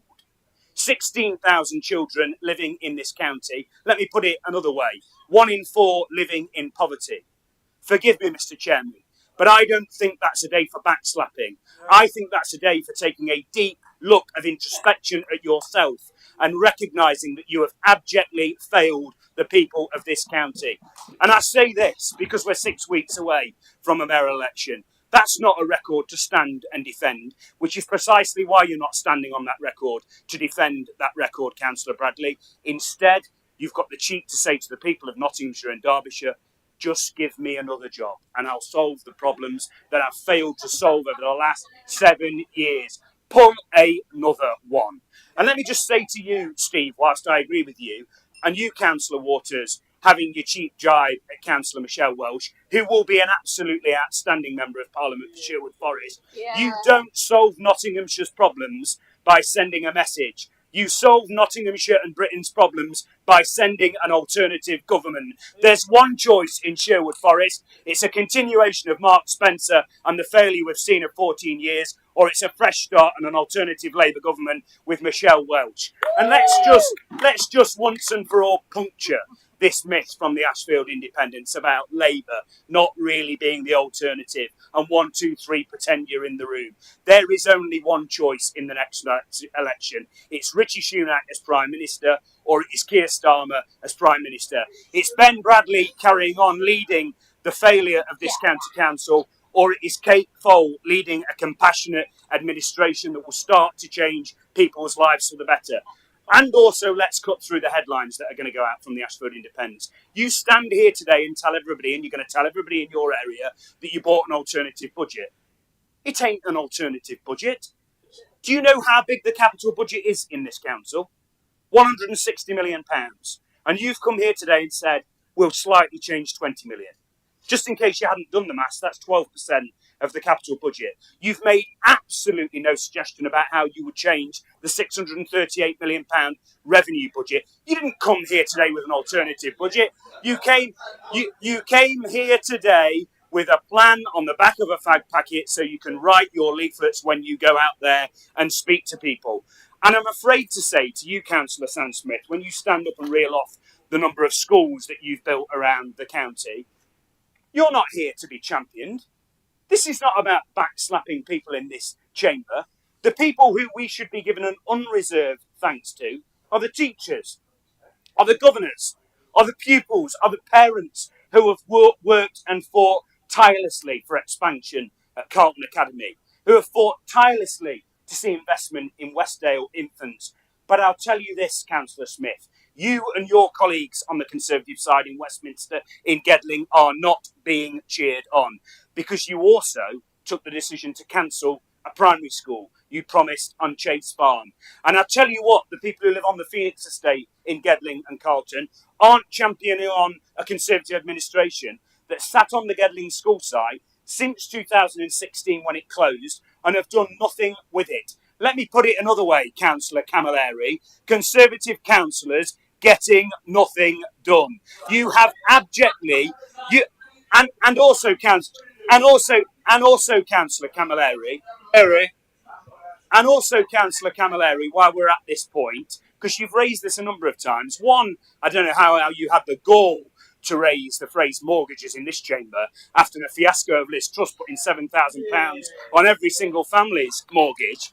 But you asked what the alternative is at the next election, when it comes, the general election, and indeed the county council election, and you had your cheap jibe at Keir Starmer, and there's going to be more of it that comes in the lead up to the general election. I'll tell you what the alternative is. A government that will put 13,000 police officers and PCSOs back on the street. A government that will give us clean power by 2030. The first in the world to do it. Half a minute. A government that will say no to any more oil and gas fields. The first in the G7 to do it. A government that will finally get the waiting list down in the NHS. And a government that will finally go after the £7.2 billion that you and your Conservative colleagues allowed criminals to walk out the door with over COVID. There's a real choice in the election. The voters know there's a real choice in the next election. The charge sheet is clear. You've run up the deficit. You've increased council tax by nearly 30%. Thank you, £380. You have failed the people of Nottinghamshire. Bring on the mayoral election and bring on the general election too. Thank you, Councillor Payne. I have 8 more speakers, and I think we're going to wind up. So we'll try and get through these speakers if we can. Now call upon Councillor Girling. Yeah, thank you. I don't know, I'm going to follow that, to be fair. Chairman, I rise to support this budget, which is a sound and responsible budget with a clear plan and funding to carry out that plan.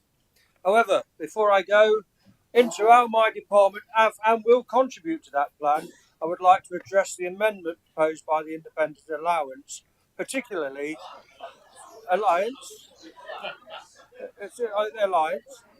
particularly as they reference what comes within my remit. That said, I do not intend to spend too long doing that, as it would be folly to accept that amendment. Jason's not here, so it says Jason, but he's not here. I would like to start by thanking you for suggesting this amendment to our budget. At least you tried and have put something forward which you feel would be a sensible approach. However, Jason, who's not here, it is a shame that you resorted to personal name calling like a primary school child. If I was a sensitive little soul, like some of your group, I would complain. But luckily, I'm an adult and treat your insults with the contempt they deserve. Putting the massive investment potential on Toton aside, which clearly Councillor Carr doesn't understand, in my view, doing what you suggest would be doing a Gordon Brown, selling the family silver off when it's at its lowest value, or getting a payday loan. Thank you for that, Jim. I'm going to use that. Or spending your lottery winnings before you've even bought a lottery ticket. £20 million is nothing compared to the potential return for that site, particularly when you look at Top Wigay, where we got £36 million for that, and that's a lot smaller site. Councillor Martin says you listen to the people of Nottinghamshire. Well, it appears that the people of Nottinghamshire also think it's folly, as the petition that you put online, the Ashford Independents put online, or the Independent Alliance put online, has not even reached 200. So if you take out all the Independent Alliance, i.e. 15 of them, it means you reach about 162.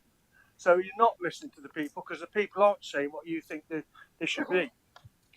Jason, or the Ashfield Independents, if you are unsure what the potential is, you might like to read the Toton and Chetwynd SPD February 2023, which lays out such information for you. Chairman, despite, can I just pause me a couple of seconds here? Yes. I didn't interrupt you. Councillor Carr, you need to let him get on with it.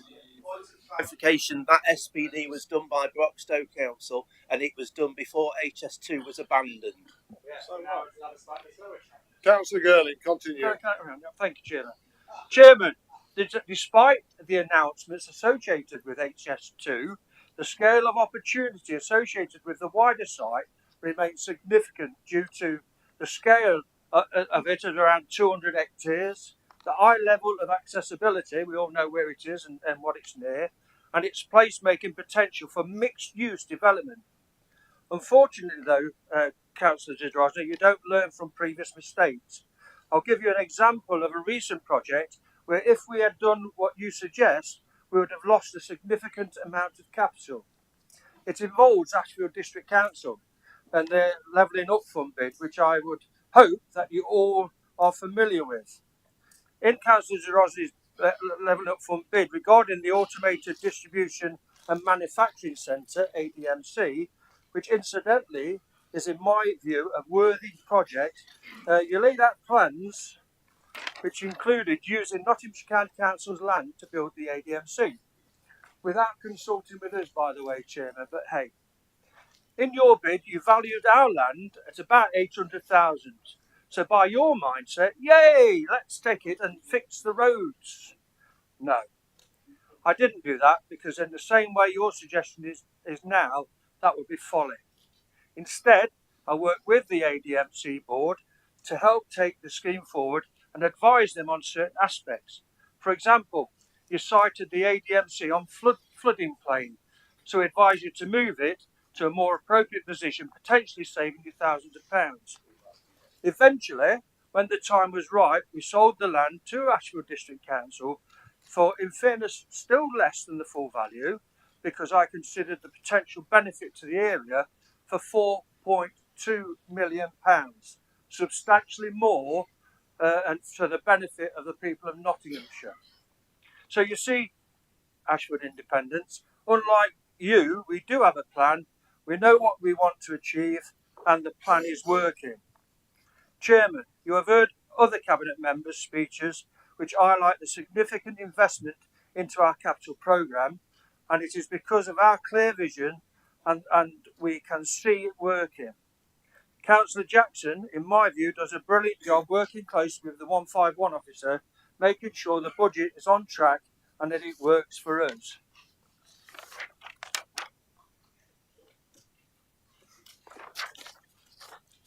I've lost my place, there you go. Because of that, yeah, because that good work, and my team will be bringing capital where we are in much better position than most councils, particularly in terms of our capital programme and having the capital to be able to deliver it. If I may, I would just like to highlight a few so that members can see the scale of what we are doing at a time when a lot of councils are cancelling their capital programmes. This council office rationalisation programme is progressing, and we are in a much better position now to move forward into our new offices near Hucknall, which will save this council millions of pounds over the coming years. We are moving forward with what we are going to do with the county hall, so here. And Chairman, this is a great example of why sometimes it's good not to be prescriptive with the plans. And we have a strategy of letting the market determine what they think it should do. And then fairness, we'll then pick what we think is best for us, taking into account preserving this building and its characteristics. Let's see what the market comes up with and then pick the best option for us.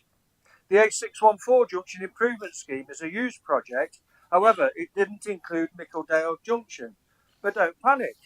Because we have a plan and we didn't just sell things off as suggested, we have the capital for us, this Conservative administration, to fund Mickledale Junction, because we know it's the right thing to do for the residents there who suffer the gauntlet of trying to enter the A614 daily. Chairman, I'd like to take this opportunity to thank Councillor Lawton, Councillor Scott Colton, Mark Spencer MP and the District Councillor Rona Holloway for their support during the planning phase. You asked me to help and I delivered for you. The school programme is incredibly positive. Other portfolio holders have highlighted that, so I won't go on. However, I was asked for more schools, more school places and school refurbishment programme, and I have delivered. Chairman, I feel blessed having this cabinet position because it means I work across most portfolios and have some incredible officers. So far, you have heard only some of the work on the asset management side, but I also have responsibility for regeneration. Again, I am blessed to have some very talented officers who have produced some great work, for example, a tourism strategy, an inward investment strategy, and much, much more. But also the work programmes to go with that so we can deliver it. Despite what the leader of Basildore District Council says, it's Nottinghamshire County Council who brought Step Fusion to Nottinghamshire, both through the hard work and diligence of our officers and the support of Councillor Ben Bradley MP and Brendan Clark-Smith MP and me. Don't get me wrong, Basildore played a part, but the only constant was the Chief Executive, as the then leader didn't attend all the events, neither did the Cabinet Member for Economic Development. We are happy to work with Basildore District Council because we realise that a healthy partnership is the way forward. It's just very disappointing when someone late to the party claims it's all down to him. How does the saying go? There is no I in we. Chairman, business support is another area where we excel. Some of the districts and boroughs recognise that and procure our business support team, who are very skilled in helping businesses survive and thrive. I visited several businesses over the past year and intend to continue to do this this year too. We also attended business awards again to show our support for local business, again intent to continue that trend. They worked very hard sorting out compulsory purchase orders on the A614 and made sure that we met the government criteria for the business case so that we can get on the money and deliver that scheme. All in all, Chairman, as you see, Edam is a very busy place. The next bit I was going to say was just really, as because of the budget and the way we are in it, we've also put something together which, as the Armed Forces Champion, and this is unique, we have a budget and an individual officer full time. Some districts and boroughs in here don't have an officer dedicated to it, and the Armed Forces Champion moves around. One council has now sacked their officer. Girling. Can you explain that? Who won awards. Yeah, okay, that's it. I support it anyway. Thank you, Councillor Girling. Oh, that was hard work. The chairman now calls Councillor Darby. Thank you, Mr. Chairman. Just over 2 years ago, I was elected as the independent councillor for the Collingham Division. Members will remember that my first meeting I attended, I baked a cake, which the Conservative councillors promptly chucked in the bin. My cake crumbled like so many of our broken roads and pavements. In the Collingham Division, I have lots of parish councils and they all tell me the same thing. We need more investment in our broken roads and pavements. I regularly meet with parish councils and carry out walkabouts with their councillors and via East Midlands. Officers who cover my division work hard. The one thing that is stopping them is the lack of resources. One thing that concerns me here, we have studied the data available and there have been no fatalities or serious road accidents. We have to prioritise scarce resources. Note the word scarce, please, Chair. Fixing our broken roads and pavements and making them safe is a huge challenge faced by this council. Depending on who you talk to at this council, Nottinghamshire County Council are responsible for 2,600 miles or 3,000 miles of highways. Many of these miles are broken, certainly across my division, and some of the roads are in a terrible state. I've even heard stories of pensioners refusing to leave their houses due to the dangerous pavement and road conditions. So what is the solution? Should we be throwing money at the problem, Mr. Chairman? After hearing about the scarce resources, Mr. Chairman, I think we should. I am pleased that after a campaign led by Independent Alliance councillors, the use of Airfix has gone down. One dodgy Airfix job is one job too many, in my opinion. What we are debating today is selling land that would be snapped up by the potential developers in Toton and using that cash to invest our highways.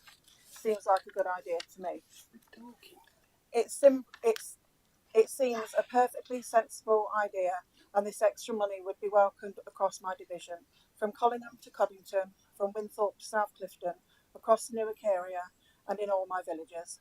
As an independent councillor, I am proud that we have listened to the concerns articulated on a daily basis from our local residents, sick and tired of excuses from the Conservatives who run this council. Please vote for this amendment. Thank you, Chairman. Thank you, Councillor Darby. Councillor Dare.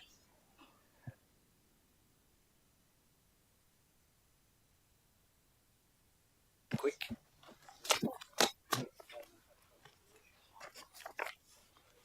Thank you, Chairman. And I support the budget. Chairman, I would like to remind members. On the 25th of February 2010, I'm going back in time now, remember, I presented the first budget of the first Conservative administration at this council in 28 years. That was after Labour government in 2008 crushed our economy. And remember, they said there's no money left. So we started from there. So at the beginning of my presentation, I stated, and I quote, "At every stage of our medium-term financial strategy, we shall be asking, what services represent our core responsibility and require the highest priority? What services can others deliver equally well for less cost to the taxpayer? How can we change the way we work and become more efficient, more effective, and target more of our resources at front-line service delivery? I then added, by challenging and questioning every aspect of the budget, we will achieve value for money and deliver good quality, affordable services. Chairman, hindsight is a great thing, but 14 years on, the summary of the ethos of the incoming Conservative administration reminds us why this council today is not only surviving, but thriving in a tough financial climate, while some council are on their knees. Councillor Richard Jackson was correct in what he said earlier today. Nottinghamshire County Council hasn't received any special treatment over the years when it comes to government funding. Ironically, that used to be the main defence of the Labour administration when I was the opposition spokesman for the finance prior to 2009. When I criticised former leaders, Councillor Mick Warner, Councillor David Kirkman, for running the highest taxing shire council in the country, the response was that Nottinghamshire is funded like a rural shire, but has the cost pressures of an urban area. The comparatively high number of A and B council tax properties in Nottinghamshire gives us less revenue raising power than other shire councils. And Councillor Warren particularly used to call for a different system of local government funding.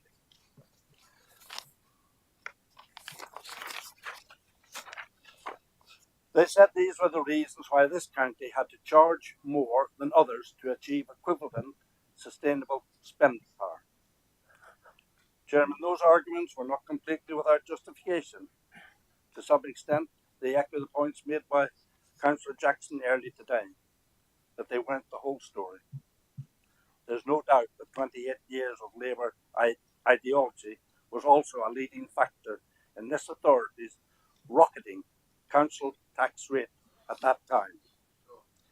28 years of Labour believing the aim of the exercise was to increase council tax by as much as they could get away with even 9% or even 12% increases under the promise of protecting services.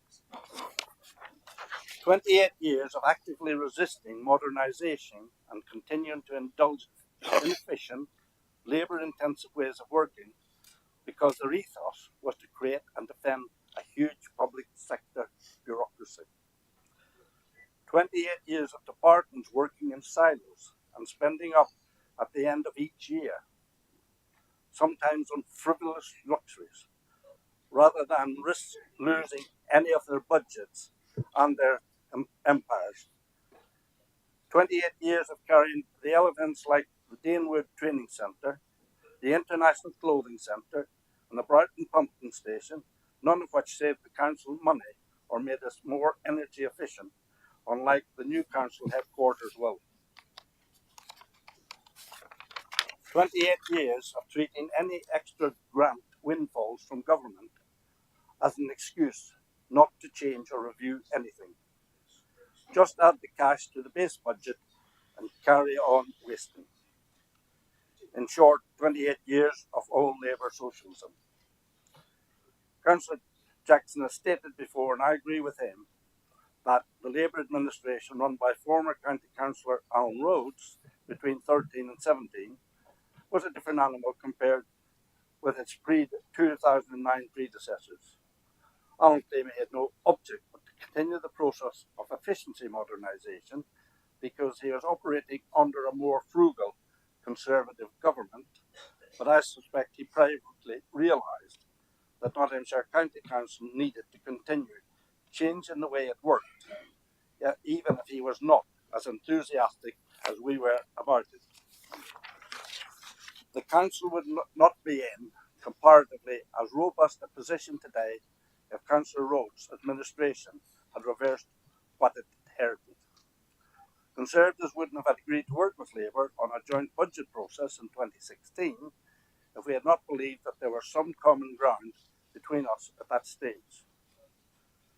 The 2010 budget was a turning point for this authority. I found it fascinating to read the published reviews receiving the record numbers through our Rising to Challenge budget consultation. They clearly understand the steps that this council has taken and needs to keep taking.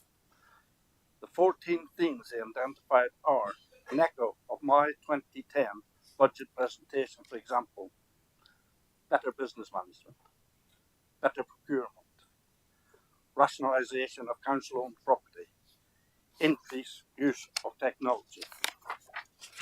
The reward for implementing such measures over the last 14 years and continuing to do so is that we are still able to fund several discretionary services lost to residents in other councils.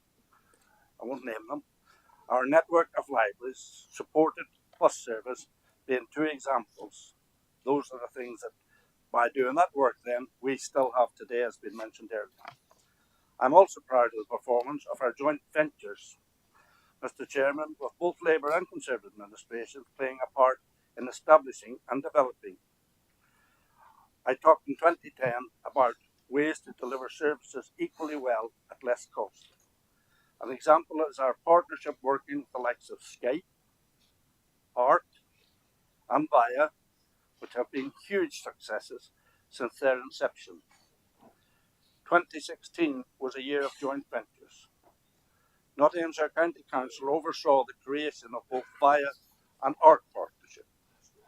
One, a company to safeguard the delivery of a sustainable highway service for Nottinghamshire. Papers are stuck together now. And the other, a business designed to support the council in creating an efficient, safe, sustainable land and property portfolio. ARC and Via have continued to deliver key major projects on behalf of the council, including many of the capital projects that you will have heard about already today. As technical companies, both can trade beyond the public sector and have been successful in securing several third-party contracts, ultimately paying dividends back into the council, easing cost pressures we face. All of which goes to show, Mr. Chairman, that through efficient, modernised ethos of this council over the past 14 years, we have been able to deliver sustainable services for the communities we represent, whilst helping to keep the cost to the taxpayer as a minimum. Chairman, remember we froze council tax increases between 2010 and 2013, 4 years, which eased the tax burden for our residents. I just thought I would remind you, Chairman, of what took place over the period. Thank you, Chairman. Thank you, Councillor Adair. The Chairman now calls Councillor Welsh. Thank you, Chairman. I rise today to speak mainly about children and people services, as that is my role within the Labour group. Our children have gone through the toughest of times, and often it feels like the impact of the pandemic on them has been conveniently forgotten. So it leads me to start talking about mental health support within our schools across Nottinghamshire. At our Health Scrutiny Committee the other day, mental health support was brought to the Health Scrutiny Committee, and it was quite alarming, the data that exists within there.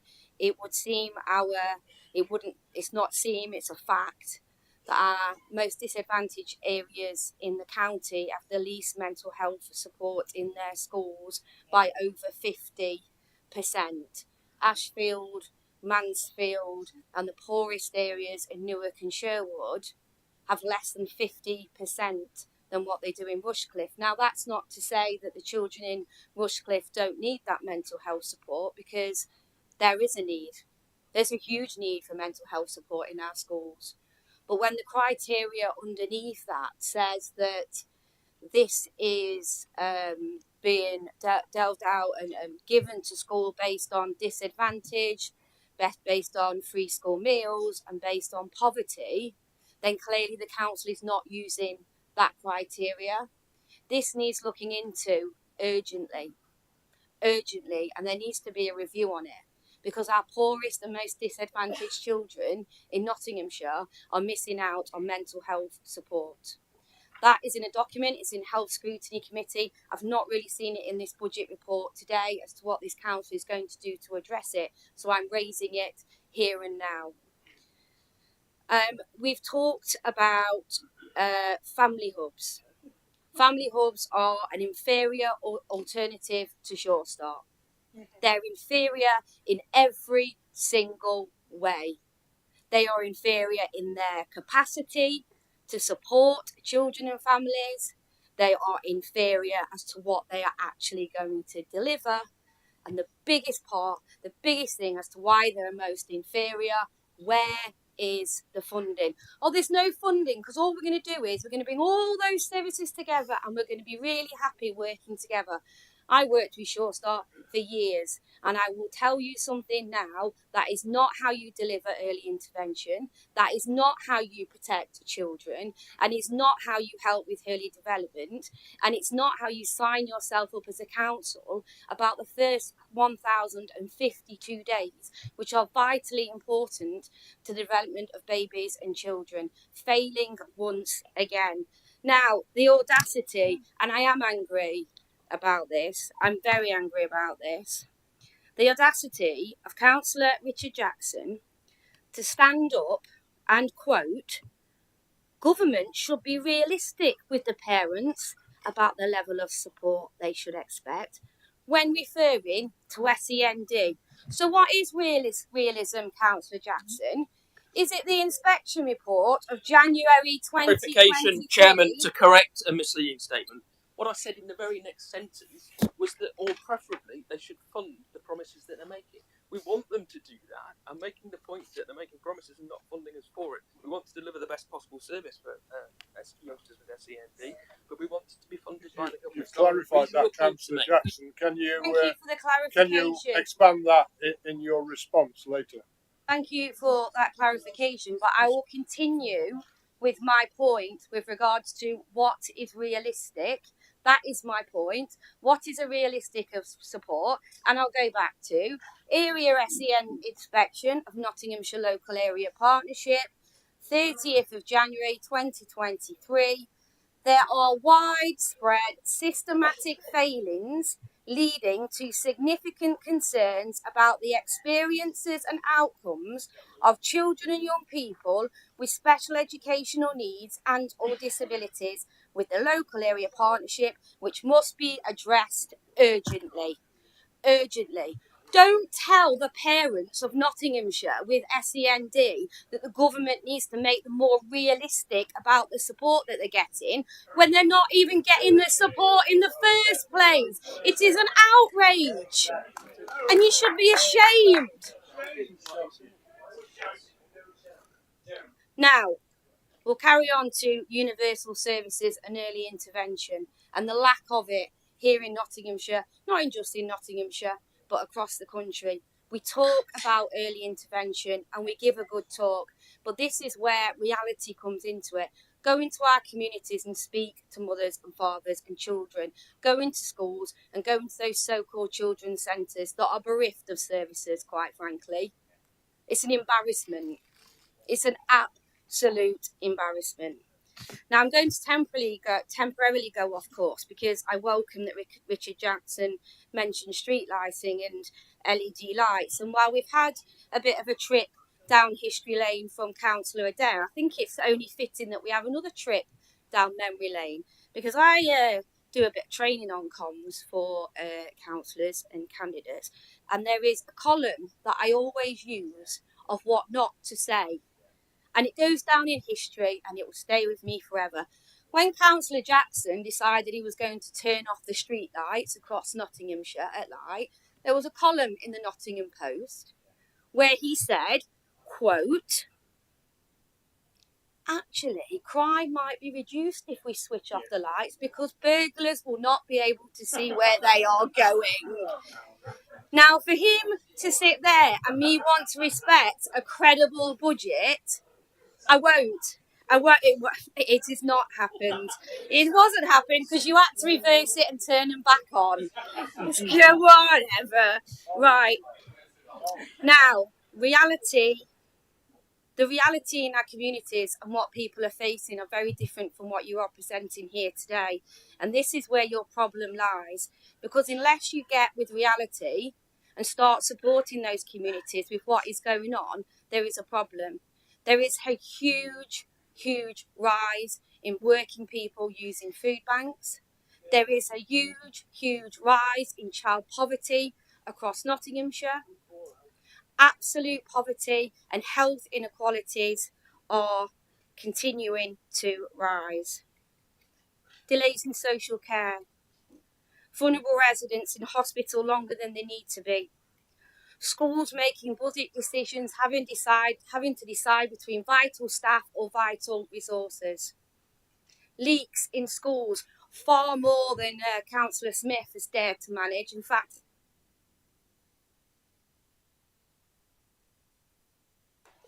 mental health on the rise. We've already heard Councillor Pringle talking about the 7 suicides in the last 18 months in Ollerton, which has triggered something by the national government. It's triggered an alert in national government how bad it is. What has this county council done?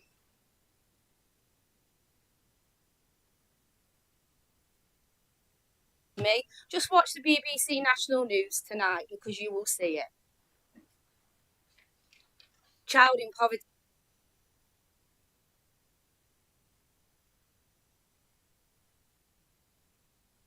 This is a balanced budget. It's a balanced budget because you don't deliver. Yeah. EHCP plans, nowhere near delivering what you should on that. SEND, failing parents. And you can...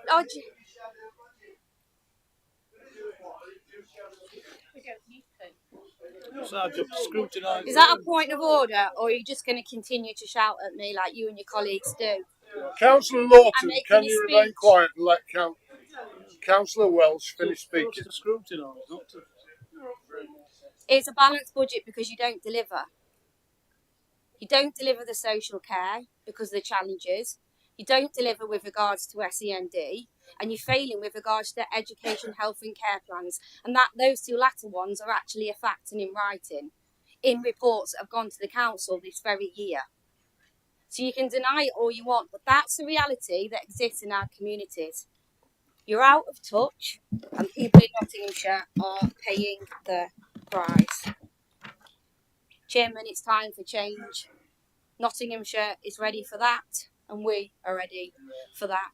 And just to end, just because Councillor Waters has come back into the room, can I suggest the next time he declares that he might be standing for a seat, that he actually uses the correct name of the seat? Because of course with boundary changes is Sherwood Forest, not Sherwood, and your constituent. Thank you very much.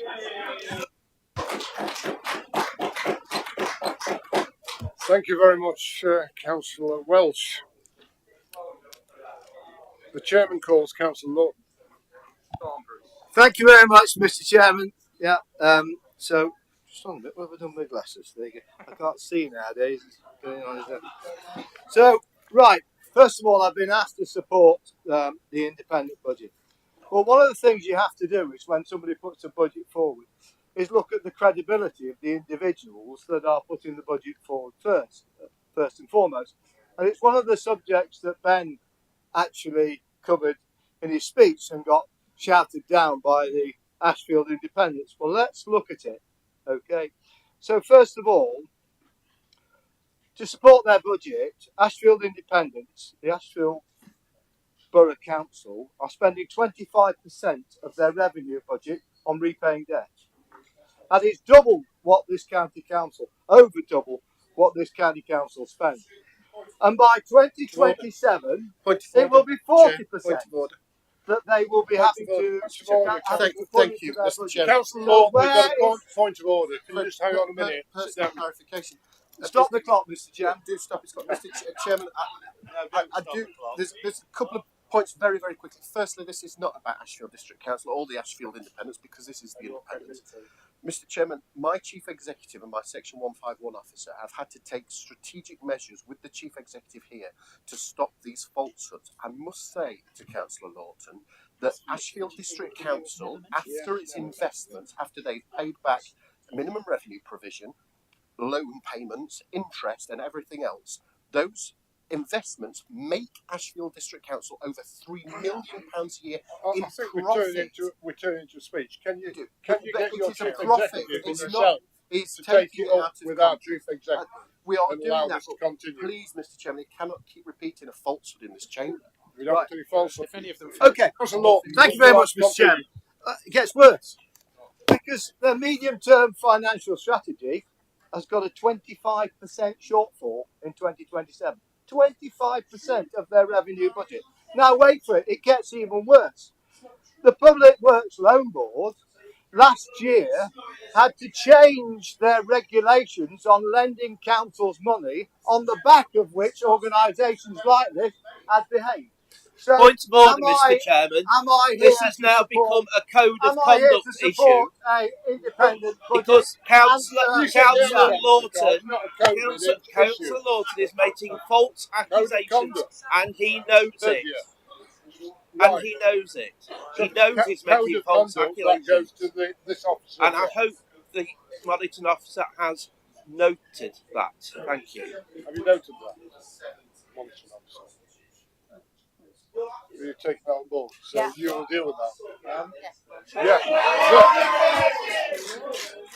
Right. The monitoring officer is going to deal with that, Councillor Zabrozzi and Councillor Point of order. Okay. Can the monitoring officer listen to that threat from Councillor Carr, because I'm certainly on the recording. Councillor Carr, you're the first person in this chamber to get offended at everything, but you offend everybody else. Look in the mirror. Councillor Smith, remain seated now. Councillor Lawton, continue.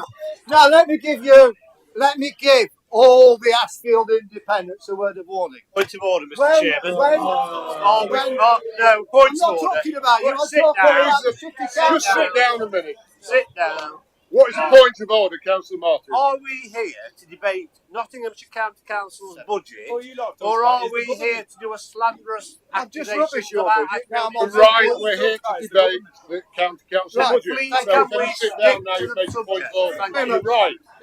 Mr. Chairman, The Lawton, Mr. continue. Chairman, history repeats itself, and let me give you an example. Councillor John Collins completely made a mess of the city council's budget and gave somebody else the hospital pass, David Mellon. So watch out. If you're on Ashfield District Council, don't collect the pass because you'll be in trouble. Right. So within that, and let's look at some of the results of that sort of financial management and what happens if you go down that route. So this, and I was really quite appalled really when I saw it in the press, the way that the City Council were carrying out Section 21s and Section 8s, actually evicting some of their tenants so that they could sell the property to be able to carry out and pay for the shortfall. And it really did. It really was quite stark, really, watching those tenants being interviewed. The debate today, I felt, has been all about, the Ashfield Independents have been all about potholes. And this is why actually some of the Labour members listening to your speech, I actually agreed with you. I don't agree with you normally, but I agree with you. That this, as a council, we have 25,000 vulnerable people that we look after out there, in adults and young peoples. We've got nearly 900 young people in our care, which are costing an average £100,000 each. You know, we have a responsibility as councillors, as corporate parents. And as far as I'm concerned, and I know the potholes and the roads, they need repair and they need work. But at the end of the story, that is my most important responsibility as a councillor. To that end, actually, we are running out the Michelle Walsh family hubs. We are running them out into those areas where they are most needed. We're not running them out into Southall where I live, or for that matter, some of the areas of Rushcliffe. We're running them out into Ashfield and Mansfield and Hortonville, and some areas in Worksop where they can do the most benefit. And this is something that Ben has been working at as our leader, and I have supported him along with the members of the Conservative group. So we're not looking at our, in inverted commas, leafy areas. What we're looking at is those areas where the demand is greatest in Nottinghamshire, and that is something I have supported as part of CLT. I have to say, Mike, you do disappoint me that you do not put forward a shadow budget. You can't expect Michelle Walsh to lecture us on what we're doing and young people, and you don't put forward a shadow budget. It loses credibility. It doesn't have any viability at all as far as what she is saying. I give you one word of warning. Say, for example, I'll give you an example. Actually, we're creeping towards socialism. We're creeping towards the politics of envy. And one of these policies is to increase, is to do away with VAT relief on private schools. That is going to put young people into our care as far as the education system is concerned. I would have liked you to have dealt with that, actually, is to work out how much of that extra is going to cost this authority. So as a true Tory, yeah, I actually look with dread of what is coming up. I actually look with it and think we are in for a rough ride as far as the country is concerned if Keir Starmer takes control. Neil, thank you very much for resurfacing Kirkington Hill. It's been needed doing a long, long time. It's a dangerous road, and I welcome that work being done. And Keith, yes, I agree with you totally. The A614 will have a massive impact on the north-south traffic running through Nottinghamshire. It runs through some of mine and some of other Conservative councillors here, ex-mining areas that need that level of support to be able to access and egress the A614 to get to work and carry out their business. So I support the budget today. I think it's a good budget, but why it's a good budget is because next year's budget is balanced as well. And you look and tell me any other authority in this country that has got 2 years balanced budget. There are none. Okay, there are none. I can assure you, as part of the CCN. And so, well done to Nigel, and well done to our team with Richard and Andre. They have put a lot of work into this, making a balanced budget for the people of Nottinghamshire. So don't go voting for those people that do not have the acumen to be able to deliver their own budget. Thank you. Thank you, Councillor Lawton. Chairman calls on Councillor Williamson. It's beginning to start. Councillor Lee. Oh, she's just juggling. Councillor Lee. Chairman, thank you. Just let me get my notes up. Chairman, it's really interesting that the Ashfield Independents and Labour have been having a go at us about national government all day, but then when we mention their councils and local councils, they then don't like it. I'm going to read a comment and you can all guess which council I'm talking about, because I would hate for another complaint to come in, because Chris will not be happy. Over the next 2 years, our forecast shows our income will not meet our expenditure, and that we could be faced with a budget shortfall of up to 4.6 million. Our next budget to be financed from the sources listed is circa 17 million, which means that a reduce of 4.6 million would be very difficult to manage. Anybody guess which council that is? Ashfield. That's from their actual own reports. Now, Let him speak, Councillor Zadrosny. Let him speak. Thank you. Chairman, Councillor point of clarification. Point of clarification, just point of order. Chairman. Councillor Hollis, what I is will your keep point it. of I will order? keep it extremely to the point. There's been 2 falsehoods said by the Councillor Lee already. There is no Ashfield Independent Group on this council. It is in fact the Independent Alliance. It may have escaped. Can you take this up with the monitoring officer afterwards? Chairman, I'm Councillor raising Hollis? valid points of order of misinformation.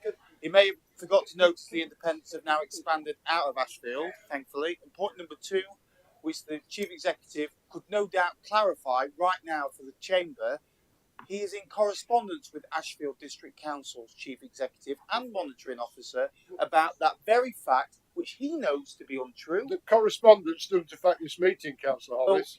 Chairman, The we are being correspondence told affects falsehoods correspondence. that aren't true and known to be not true. Right, we've got that. We've got your point, Councillor Hollis.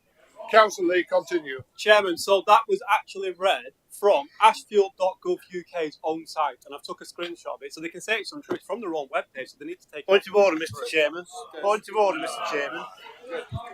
What is the point of order, Councillor Right, Martin? should I tell you why it says that on the website? Because the government... That is more of a response. I'm the one talking, Government not you. don't Sit down. give I'm the one any talking, not you. financial settlement I'm the one from talking. Councillor Martin, let him That get isn't on a with point it. of order. Let That's him not get a on point with of it. order. Councillor Lee. Wow. Who thought reading a statement from their own website could cause such an emotion? So, Chairman, end of the day is the reason we are reading those comments is we've got the same individuals that are here in different hats that are saying that we should trust them with our budgets. After reading that, I don't trust them with throwing a birthday party, never mind running a budget. And then the Labour Council who haven't put a budget in. So we can't criticise your budget. We can't hold you to account of your budget because you've not put one in. What we can do is look across the bridge into the Labour-run City Council and have a look at what you may do or what you may do if you're ever. Oh, yes, I am. No, yes, I am. Because we have people that will suffer due to a Labour-run City Council and budgets being cut. We have people that will have services cut. You've had your turn, it's not mine. I've sat here listening to you. Appreciate that, Chairman. We have got people in the city that are going to suffer due to services being cut, due to mis-spending by the City Council. And you can take a picture of me and send it to the Labour City. I don't really care. Because at the end of the day, we are here representing the people that elected us. If we can't hold you to account in your budget, then we'll show people what Labour do elsewhere. Now, you've mentioned 8 people that have sadly lost their lives due to suicide, and that's really sad. However, since 2003 Iraq War, we've had on average 50 servicemen and veterans that have took their life every year since. Now, it's this council that have been investing money into the veterans. It was really appreciated that you allowed one of your own council to support me and Keith, and that's really helpful. It's also this council that is putting money into bus services, saving the bus service that provides services for Fernwood and Balderton and into Bingham. It's this council that is working with our residents to resolve and it is a massive issue of potholes, but we're the one resolving it. I've stood up here and named up all the roads that we are fixing. We are trying our best, but at the end of the day is even if you were in our situation, you'd have the same situation for the simple reason we've had weather that none of us can, but we can't even blame Ben. And I know you love blaming Ben, but we can't blame Ben. It's one of those things. But what we are doing is doing our best and doing and playing the cards in front of us, because that's all we can do. And I know that actually you're all quite good people, and you all are. If I was to fall down now, you all would rush to me to help me, because you are all nice people, even you, Jason. And all this shouting and bickering,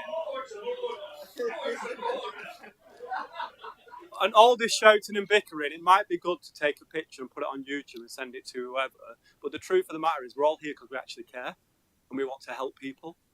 And all we've done for the past 5 hours is shout at each other. And it's not helpful, because the truth is we're going to put our budget forward. You'll either support it or you won't. And then we'll get out of bringing forward services, because at the end of the day, that's what we've been elected to do. And you might be cross and you might not be happy that you're sitting on the opposition. And personally, I think you'll be on the opposition for a lot longer if you carry on the rate you're going at.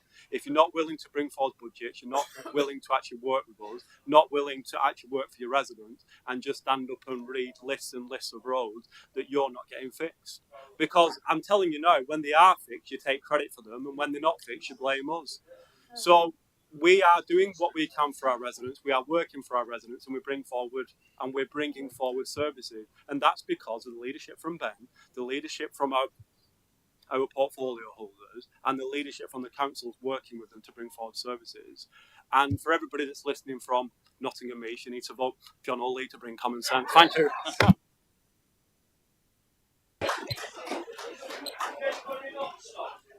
Thank you, Councillor Lee. The chairman calls Councillor Hollis. Yeah. Oh, should Williams? Would you want Williams? Let's have you first. That's not a nice bit of favouritism there, Chairman. I appreciate that. Just get myself connected. So thank you, Mr. Chairman. And I firstly want to address my comments to the amendment, because there's no getting around the fact a lot of us are knocking on doors and speaking directly to residents slightly more than we normally do with elections approaching. And what's clear to me is the number one issue is potholes. It doesn't matter how many leisure centres we've built or playgrounds we've built or whatever, or care homes. The number one issue is the broken roads and pavements. No member in this chamber will need me to tell them that. And I think simply, we're constantly told that we don't work together in this chamber. We don't put things forward. We're not prepared to do that. But actually, what this amendment does is just that, Mr. Chairman. You know, we don't like everything that's in the budget. Of course we don't. And if the Independent Alliance was running the council, which I'm sure one day will happen, we'll do things a lot differently. But actually, what we have chosen to do is park some of those differences in the name of the Nottinghamshire public and actually say, look, we want to change one thing in this, and that is the roads and pavements. That is the number one issue that we can affect change, having only 25% of the councillors. So, yes, there is other very serious issues, like children and young people's, like adult social care, etc. But we chose to target the roads and pavements because that's the number one issue that our constituents tell us is on their minds. And actually, we've done it in a way that the government tells us we should do, and other Conservative councils across the country are in fact doing. And there's simply only one explanation for Mr. Bradley, Mr. Gurley, Mr. Lawton, etc., and all the other Conservatives for not accepting it. It's because they weren't smart enough to think about it themselves, Mr. Chairman, and frankly probably didn't have the foresight to do it. And they keep saying, and they peddle, we're selling it for 20 million. Of course we're not selling it for 20 million. We're saying we can secure at least 20 million pounds for the next 2 years' budget, 10 million pounds in each. And of course, we may sell it for more, Mr. Chairman. And guess what? That's more money for the roads and pavements. And if the leader of the council wants to suggest that improving the roads and pavements won't help businesses, the economy, social care, let's not forget many of our carers, Meals on Wheels, all use our service. And the council's highways team and care team, I'm sure, could tell us how many carers and Meals on Wheels cars are broken every single day by our broken roads and pavements. We want to see them travelling around. We want to see people investing and bringing their businesses to Nottinghamshire. But we only can do that by improving the road network. And we've found a way of doing that, which not only helps the debt of the council, but follows government policy.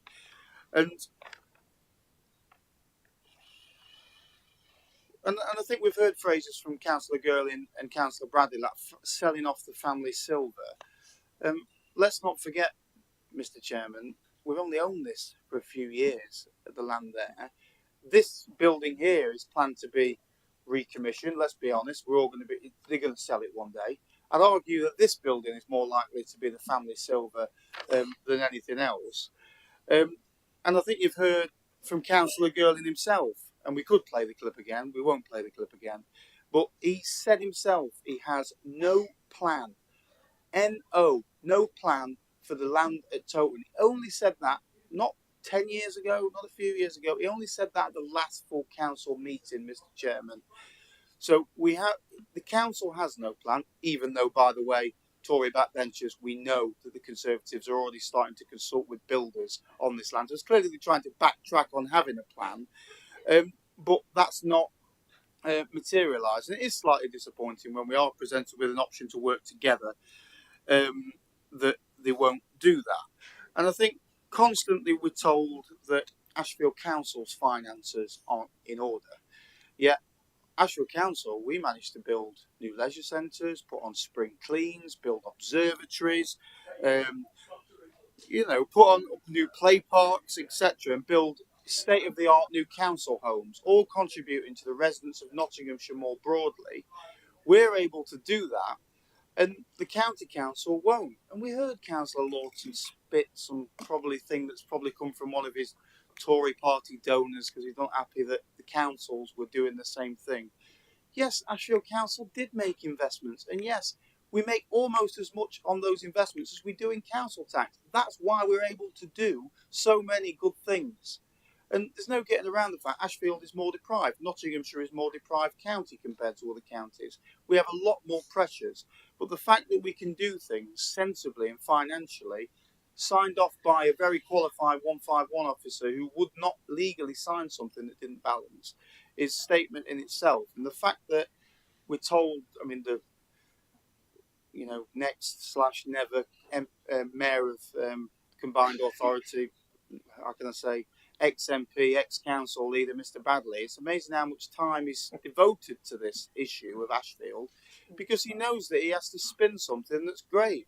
And I think if you read Mr. Bradley's press statements sometimes, I would challenge any Conservative backbencher or, frankly, experienced members, whether that be Councillor Cotty, Councillor Saddington, or very experienced members. We published our alternative budget. Mr. Bradley, within seconds, expressed every Conservative's opinion on that amendment, and I'm going to guess pretty with confidence that you never discussed it. That's his opinion, that he just wants you all to put your hands up for. Look, your own Prime Minister suggests sell HS2 land and invest it in the roads. Well, let's do that directly in Nottinghamshire. The only HS2 land money sales seem to be going into ploughing into the roads of London. Why not have that summer here in Nottinghamshire? And that's why. But I just also then want to turn so I would urge members to consider the alternative budget, because what we're actually saying is the Independent Alliance are prepared to support the entirety of the budget. All we're asking is for you to change the 12.5%, which Michael isn't here, but I think he'll allow me the cheeky comment that he suggests we're only changing 12.5%. The Labour group haven't changed anything, and that's one thing we can agree with the Conservatives. We share a lot of the agenda with the Labour group in the fact that we oppose the Conservatives, but it would have been more helpful if they'd have used some of their opposition resource to actually put something alternative like we have. But turning my attention just to the more broader budget, members will know that I have a big interest in social care, particularly children's social care. We've heard things like Councillor Taylor said, why aren't we've paid a lot of money for private companies. Well, why aren't we investing in children's care? Why haven't we got more homes? You've had an offer from me to work, so Sudbury Drive, is the only one you've tried to open up, and it's in the wrong place. And you can't even bring yourself to pass yourselves full planning permission because you know it's such a bad place. Work with Ashfield. We know that the children in care come predominantly from Ashfield, and then the next biggest place is Mansfield. Virtually, there's none anywhere else. That's the main place, 80-90%. It's a travesty. We want to work with you. We want to help you with. We've got a council house stock of 7,000. There's lots of things the Ashfield Council can do to help. And our local knowledge, it's not used. It's not been used since Mr. Adrian Smith was the service director. I had a long phone call with him and offered that at the time. That offer still hasn't been taken up by the officers or the members. And that is disappointing because we really want to affect change. And this budget does nothing for children's social care. As much as you can try and sell it, the same number of kids will be in large facilities or private care because of this budget and because of the laziness to do anything. And that is disappointing. And then we look at council tax, comparing it to Ashfield. as one example. Ashfield Council, since the Ashfield Independents have run the council, have raised council tax by less than £20. In that same period, Nottinghamshire County Council have raised it by over 400. £400 on a regular taxpayer of Ashfield, and I would argue, what have they got for that? Absolutely nothing, bar extra potholes in their roads. And we've offered you an alternative to do something about it, and simply the chamber hasn't done anything. And the only other point, thank you, Chairman. The only other point I wanted to make was the consultation on the tram scheme. Why the hell, Councillor Bradley, have you wasted £3.5 grand on something that you said in the press you were never considering? Could have fixed half a dozen potholes for that. You know, it's just a complete waste, and you frighten the elderly communities of Nottinghamshire, largely in Hucknall, that service wasn't going to be there. So I urge members to think, and Tory backbenchers, think for yourself. We have an alternative budget. We're trying to find agreement. Vote for it, and I thank the Chamber for listening to me. Thank you, Chairman. Thank you. Chairman, Thank you, Councillor Hollis. Chairman, may I make a point? Councillor Taylor. May I raise a point of order for clarification of facts? Councillor Hollis suggested that Ashfield District Council are not party to conversations about the needs of children in care. I would advise Councillor Hollis to take the time to have a conversation with his own Chief Executive, who is an active and very effective member of the Looked After Children and Care Leavers Partnership Board, which this council hosts. Thank you, Chairman. Thank you for clarification, Councillor Taylor. The Chairman calls Councillor Roger Jackson.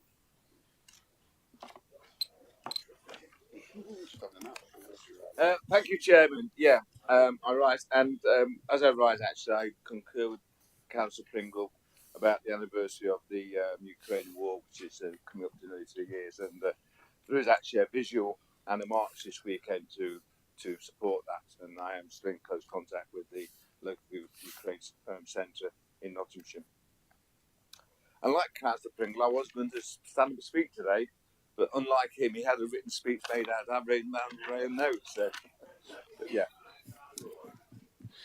I've been sitting here, actually, just sitting at the back benches, which I do these days, listening to this debate. And I'm very pleased that the independent group has put an alternative budget forward, because that's what council is all about. You know, we have a proper democracy, we have a debate and discuss things. So we need an alternative to what we put forward. That's what the democracy is all about. That's what this council is all about.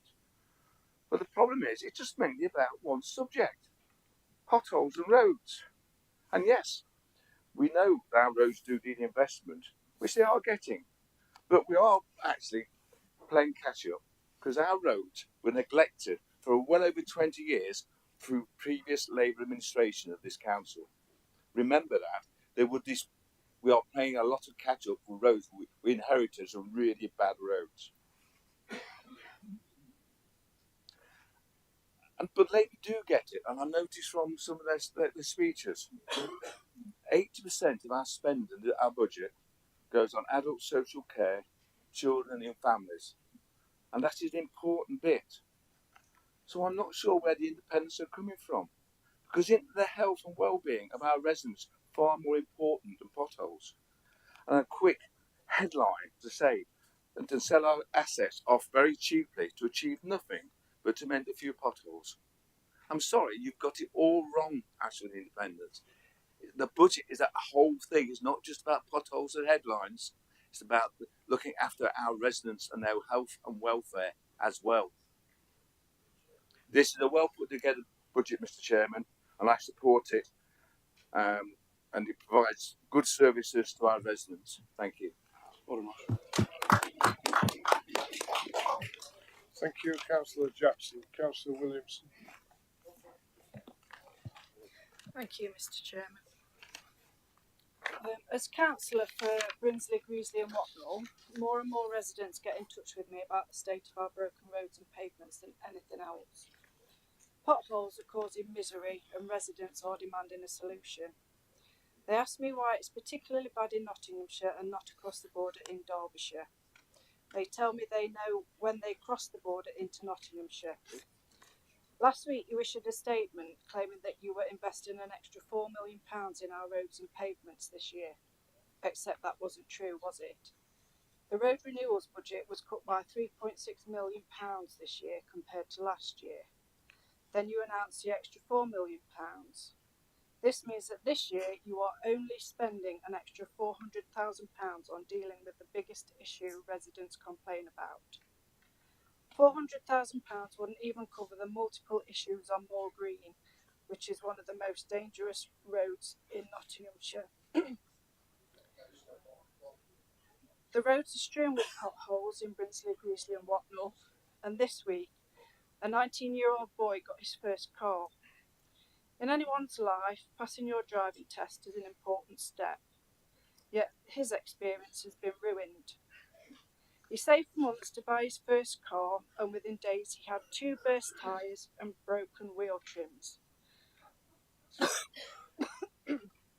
Excuse me. This is the reality of Nottinghamshire's roads and pavements. We're all agreed, Mr. Chairman, that something urgent needs to be done. What we are debating today is a £10 million investment this year and a £10 million investment next year. As councillors, we have a duty to listen to and act on residents' concerns. So to that end, I will be supporting the amendment. Thank you, Mr. Chairman. Thank you, Councillor Williamson. Councillor Moxon. Thank you, Mr. Chairman. I rise to support this Conservative budget today, and I will keep this relatively short, you'll be pleased to hear. I wasn't going to speak, but I feel I can't let some comments made by members go unchallenged. And it's a shame that 2 people I'm referring to aren't in the chamber at the moment. Councillor Payne raised the subject of Chase Farm and a proposed primary school there. Now, as he should be aware, as Councillor Smith has previously made clear, the reason why there's no longer going to be a new primary school at Chase Farm is because of a declining birth rate, meaning that there was insufficient demand for primary-aged school places to warrant the building of a new school. This left us with 2 options. Firstly, we could divert the Section 106 funding to meet the necessary demand for secondary places, namely at Carlton Academy, or the second option would be to give back the money to the developer, which certainly wouldn't help the children in that community. The Department for Education would not let us open a primary school at Chase Farm because the demand for places simply isn't there. So what has this administration done? Well, we've diverted that funding and are investing it into expanding Carlton Academy, which will benefit Councillor Payne's residents. We've then amended the catchment areas surrounding the surrounding primary schools so that they incorporate the Chase Farm area. These primary schools have enough capacity to offer places to Chase Farm. I just thought it was important to get that on record again so that everyone is clear. As for the points raised by Councillor Welsh, myself and Councillor Smith acknowledge that improvements are needed within the SEND partnership across Nottinghamshire. It's important to note that it is a partnership with health providers. The SEND Improvement Board is working hard to improve the partnership, of which Councillor Smith sits on the board. The voices of the families are the heart of the improvement plans. The percentage of EHCPs delivered within the time frame is up. High need funding is up by 20% for the current academic year of 23-24 to support children and young people with SEN needs in mainstream school settings. 5 SEND education pathway officers are being employed to assist families with one-to-one support, access, and the reassignment of HLN funding within our families of schools. There is more to be done, but improvements are being made. And of course, there is the investment of over £40 million into new SEND school places, including on a new school just down the road from me in Mansfield for social, emotional, mental health and autism. This is a message for Councillor Welsh, you can pass it on. Myself and Councillor Smith would very much like to visit the schools that she mentioned earlier, so please feel free to talk to me afterwards and we will be happy to go and have a look. Thank you. Thank you, Councillor Moxon. The Chairman calls Councillor Curry. Thank you very much, Mr. Chairman. I wasn't going to speak, but I think I have to address some of the comments made today. what the people out there want is reliability, efficiency, a vision, responses to what people out there want, i.e. consultation, and that's been explained today. And the thing about this land and this deal to put more money into potholes, it's not our money, it's their money, but they want people to spend their money in the right way. And I have a question, well, not question, I'll respond to Councillor Waters in his comment. As a member of the Pension Fund Committee, we have a significant property portfolio. And as a future candidate for a general election, I just would like to understand whether the right thing to do, even though the government is saying sell your assets, sell some of your asset to fund stuff, you don't tell the market that you're going to sell a piece of land for 20 million or whatever under a fire sale. You don't go out and do it. When you talk to your wealth management customers, do you play with their assets like that? No, of course you don't. You're right. Wait for the right moment. You make sure it fits with the investment strategy, your long-term plans for what you're going to do with that money. And the second thing is in my patch, basically Toton, Chilwell and Attenborough. And in 2016, I chaired the first meeting to bring together the local neighbourhood forum, the Chetwynd Toton Chilwell Neighbourhood Forum, which has just gone through its inquiry stage, and there will be a referendum soon, hopefully, to approve their neighbourhood plan, which includes all this stuff.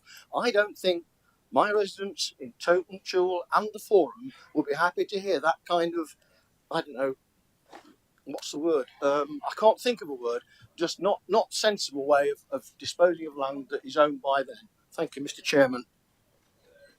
Thank you, Councillor Curry. All those who have indicated have spoken.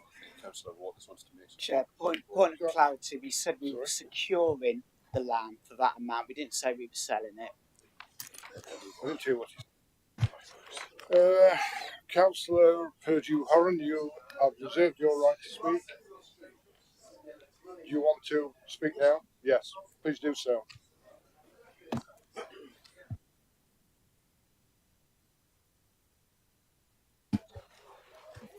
Thank you, Mr. Chairman.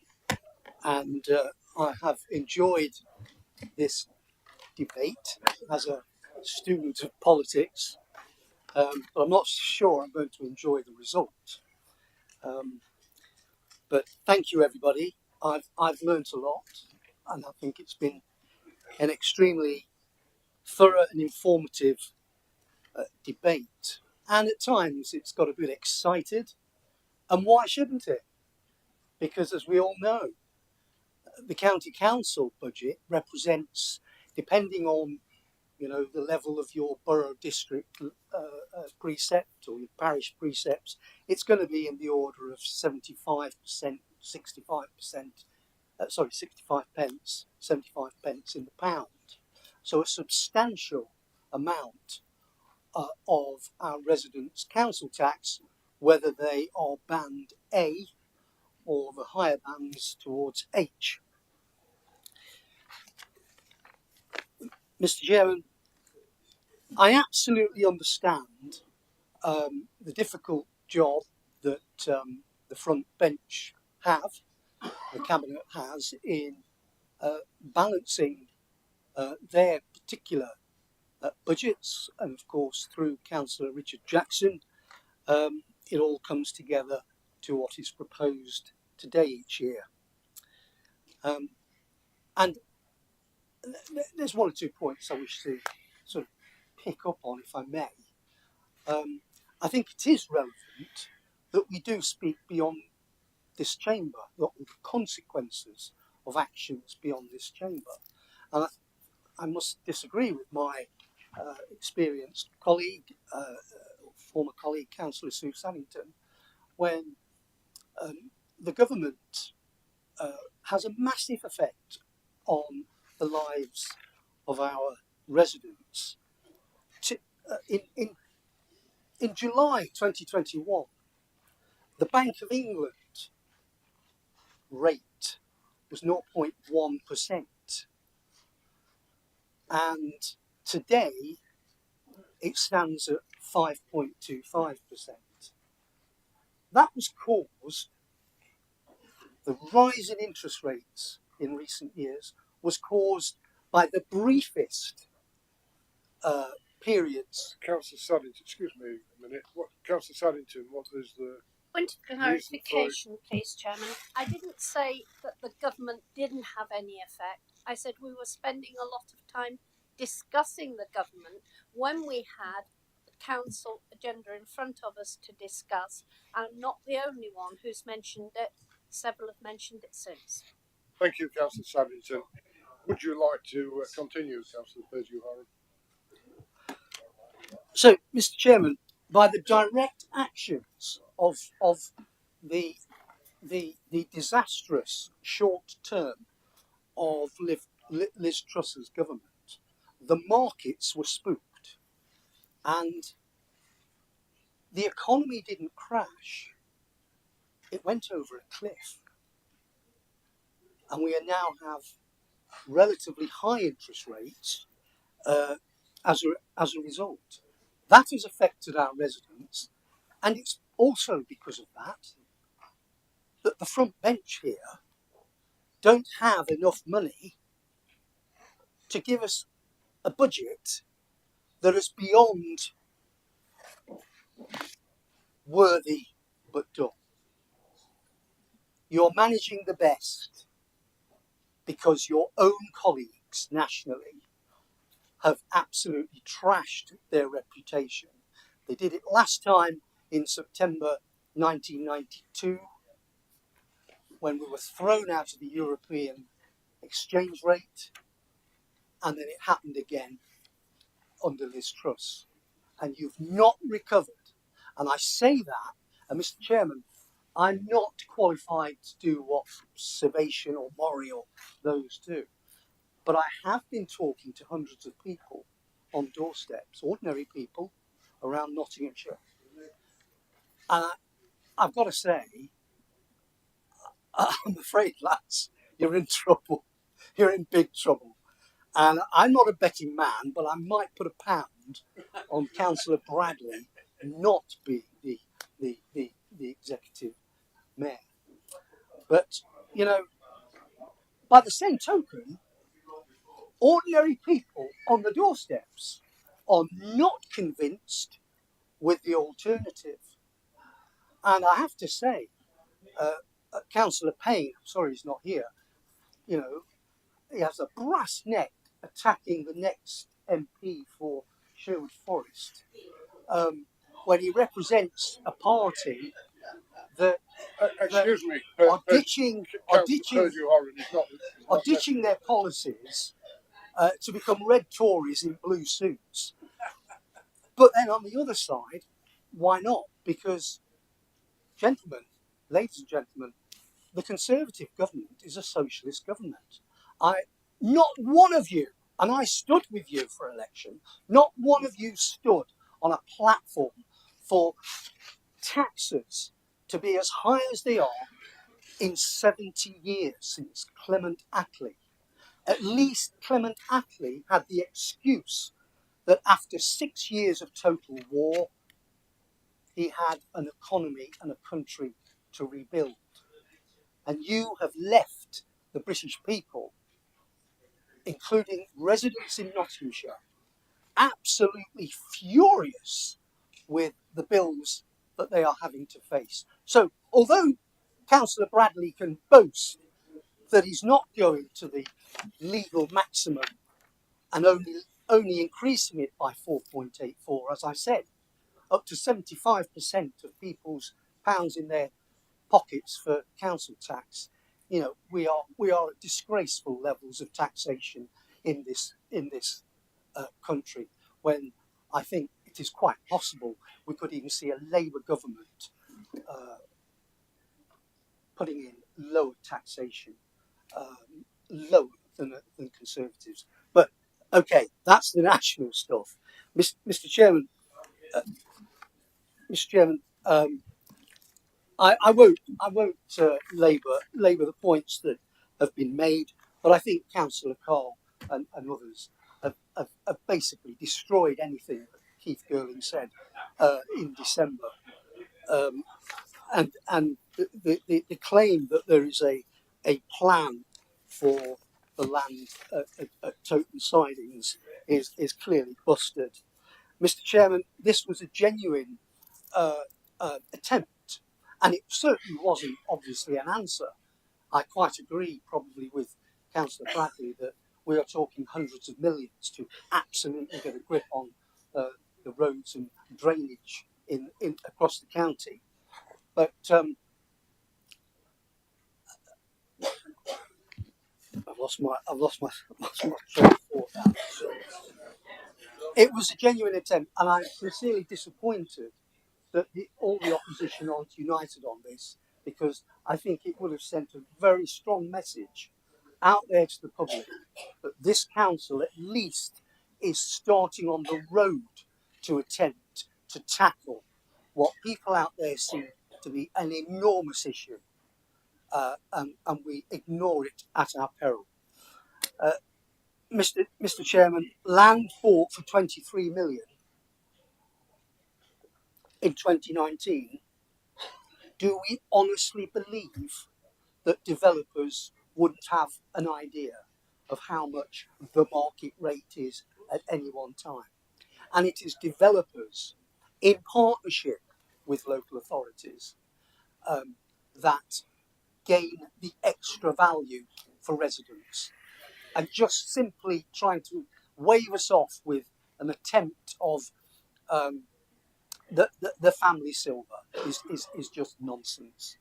And I would just like to say also, please stop with the payday loans.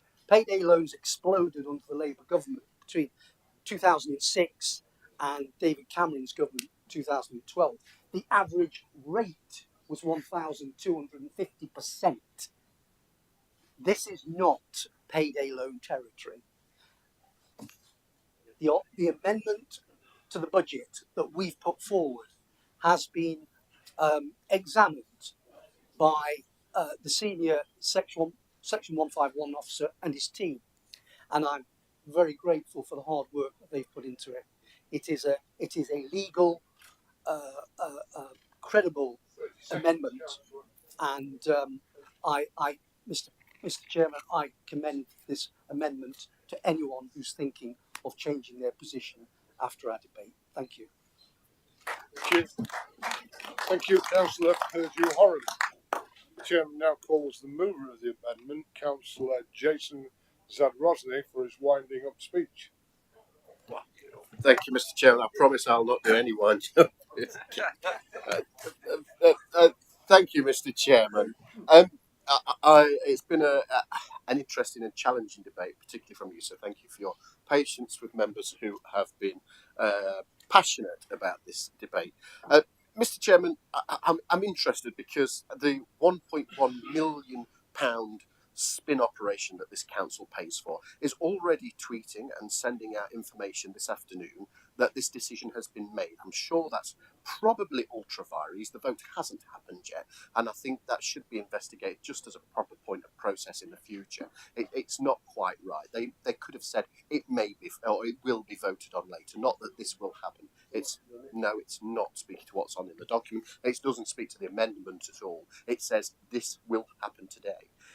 Mr. Chairman, it's also been given to MPs who are sharing information about things happening in members' divisions before it's even shared with those elected members, including the amoeba for Ashfield. And Mr. Chairman, I think members of the opposition need to remember the lyrics from Hall & Oates' 1984 #1 hit, because it will be ringing in your ears for the next 18 months. We've been told today by the party who has broken Britain that we don't understand finances, the party who have put us in a recession, the party who have caused the cost of living crisis, that we don't understand finance. There is a Stockholm syndrome happening in this administration. And no wonder Jono, Bruce have been kicked out of power at Newark and Sherwood District Council. They don't understand the basics of local government finance. And Jono did a wonderful job, I'm sure, in Nottingham East. He'll work really hard to keep the Labour majority down to just above 20,000, I'm sure. But let me correct a couple of inaccuracies, because it's been levied at us that we don't understand finance. Ashfield District Council is the only authority in Nottinghamshire that has set a balanced budget without drawing a penny from reserves. It's the only financiers in Nottinghamshire commended by the Local Government Association and independent auditors. It has more healthy reserves than any district and borough in Nottinghamshire and even than this county council. It's the only council in the county to bring in profits to support services, and for Ashfield, that's over £3 million per annum. It's shocking that the Conservatives here have at best a tenuous grasp of finance, and it's a shame that the budgets don't run to buying a few abacus. Labour have shown they have no ideas other than a change of government. This council under them would roll over and invite the administrators in just like their pals at the city council today. They have not a single idea, except I heard 2 or 3 times that we should tell the public that their priorities are wrong. It's just shocking. Then we hear that the real problem is children in care costs. Those costs are because the Conservatives have broken Britain. The rise in children in care is not a miraculous thing. It's because of the problems that the government's faced. The problems at the city council with homelessness and children in care are the problems caused by this government, and they are the problems created locally by an administration that's out of touch and put more families into hardship. Mr. Chairman, we've been delivering up until today a petition asking people to put pressure on the county council to accept this amendment, and we put on it, please say one word to describe your description of the roads and pavements in Nottinghamshire, and I was going to list them, but I think Councillor Barney would need some Kleenex because it would offend him so much. The public are rightly furious about this. And then we've seen a charade of Councillor Gurley caught out telling porcupines today. It's telling porcupines, a voice recording that will be sent to all members today and the monitoring officer because you've misled this chamber. Sorry, Mr. Chairman. And then I have the leader of the council keeps saying, oh, it's in Broxtowe's local plan. A local plan is a strategic land allocation document. It is not a plan. There is no plan. We've uncovered the financial trickery that there is £4 million more in this budget when it's actually 400,000, which works out at less than one small street being resurfaced per district or borough. You are out of touch and very, very soon out of office. Councillor Purdue Haran, if you are going to put £1 on, have it on an accumulator, because it will be mayoralty, it will be general election, and it will be council seat, because we will be able to. I might make it 10. We are told that we're acting from the luxury of opposition. Let me be very clear, Mr. Chairman, that this land in Towton will be sold, and the cash will be used for road repairs, either today, and you can be part of the solution that the public want, or you can wait till next year when the independents who run this council do it, because we are the only councillors who have a track record of delivering our promise. And we've then had councillors talking about that this is just one issue. And I have to explain to councillors, like Councillor Jackson mentioned, that's because despite many horrors in this budget, we were willing to hold our nose and allow you to have everything else, the whole budget, but put a little bit extra in for roads and pavements. That's what the public want us to do. It didn't change your budget. It allowed you to do everything 100% and then add some money in to fix roads and pavements. It was a budget amendment given in good faith, and I'm honestly shocked when we floated it that the leader of the council poo-pooed it so quickly. We thought if we put a simple amendment in, it would be accepted. I was honestly shocked that you didn't do that. It's not nonsense. And it leads me to a point that Councillor Kerry made, because he clearly hasn't read the paperwork. And I think that does a disservice to your residents. It's in your bid. The paperwork doesn't say that we'll sell Towton for 20 million. It says we will realise 20 million from Towton. And in the finance papers signed off by the Section 151 officers, Point of order, it Mr. makes Chairman. very clear. Councillor Kerry, what is your point of order? Thank you. Wait a minute. For me, it's quite clear. If you look at the amendment against the proposed budget, in year 1 and year 2, there's £10 million extra capital receipts in each of those years. Where does the 10 million come from if you don't sell the land in a fire sale? That's very simple to me. Thank you. Thank you, Chair. It's still missing the point. The point is, we didn't say 20 million. We said we'd realise 20 million. Officers in estates have said, the county council officers in estates have said that land is worth more and they will realise more. And I'm sure that the finance officers of the council will happily spend some time with you to show that the additional money, other than over the 20 million, was set to pay off other borrowing, which would have had a better benefit on the medium-term revenue budgets. So please read it. Please spend some time with Nigel. You're doing a disservice not to have understood what's happening. So, look, I think most members know where they stand. I think this is a terrible shame that members aren't going to be on the side of the public today. And I want to thank members from across the chamber who've privately said to me that they wish they had been allowed by their groups to support it. Across the chamber, Ben, you think you know better. But I ask you once again, remember the lyrics from Hall and Oates, 1984, number 1. Support our amendment. Support our residents. Fix the roads.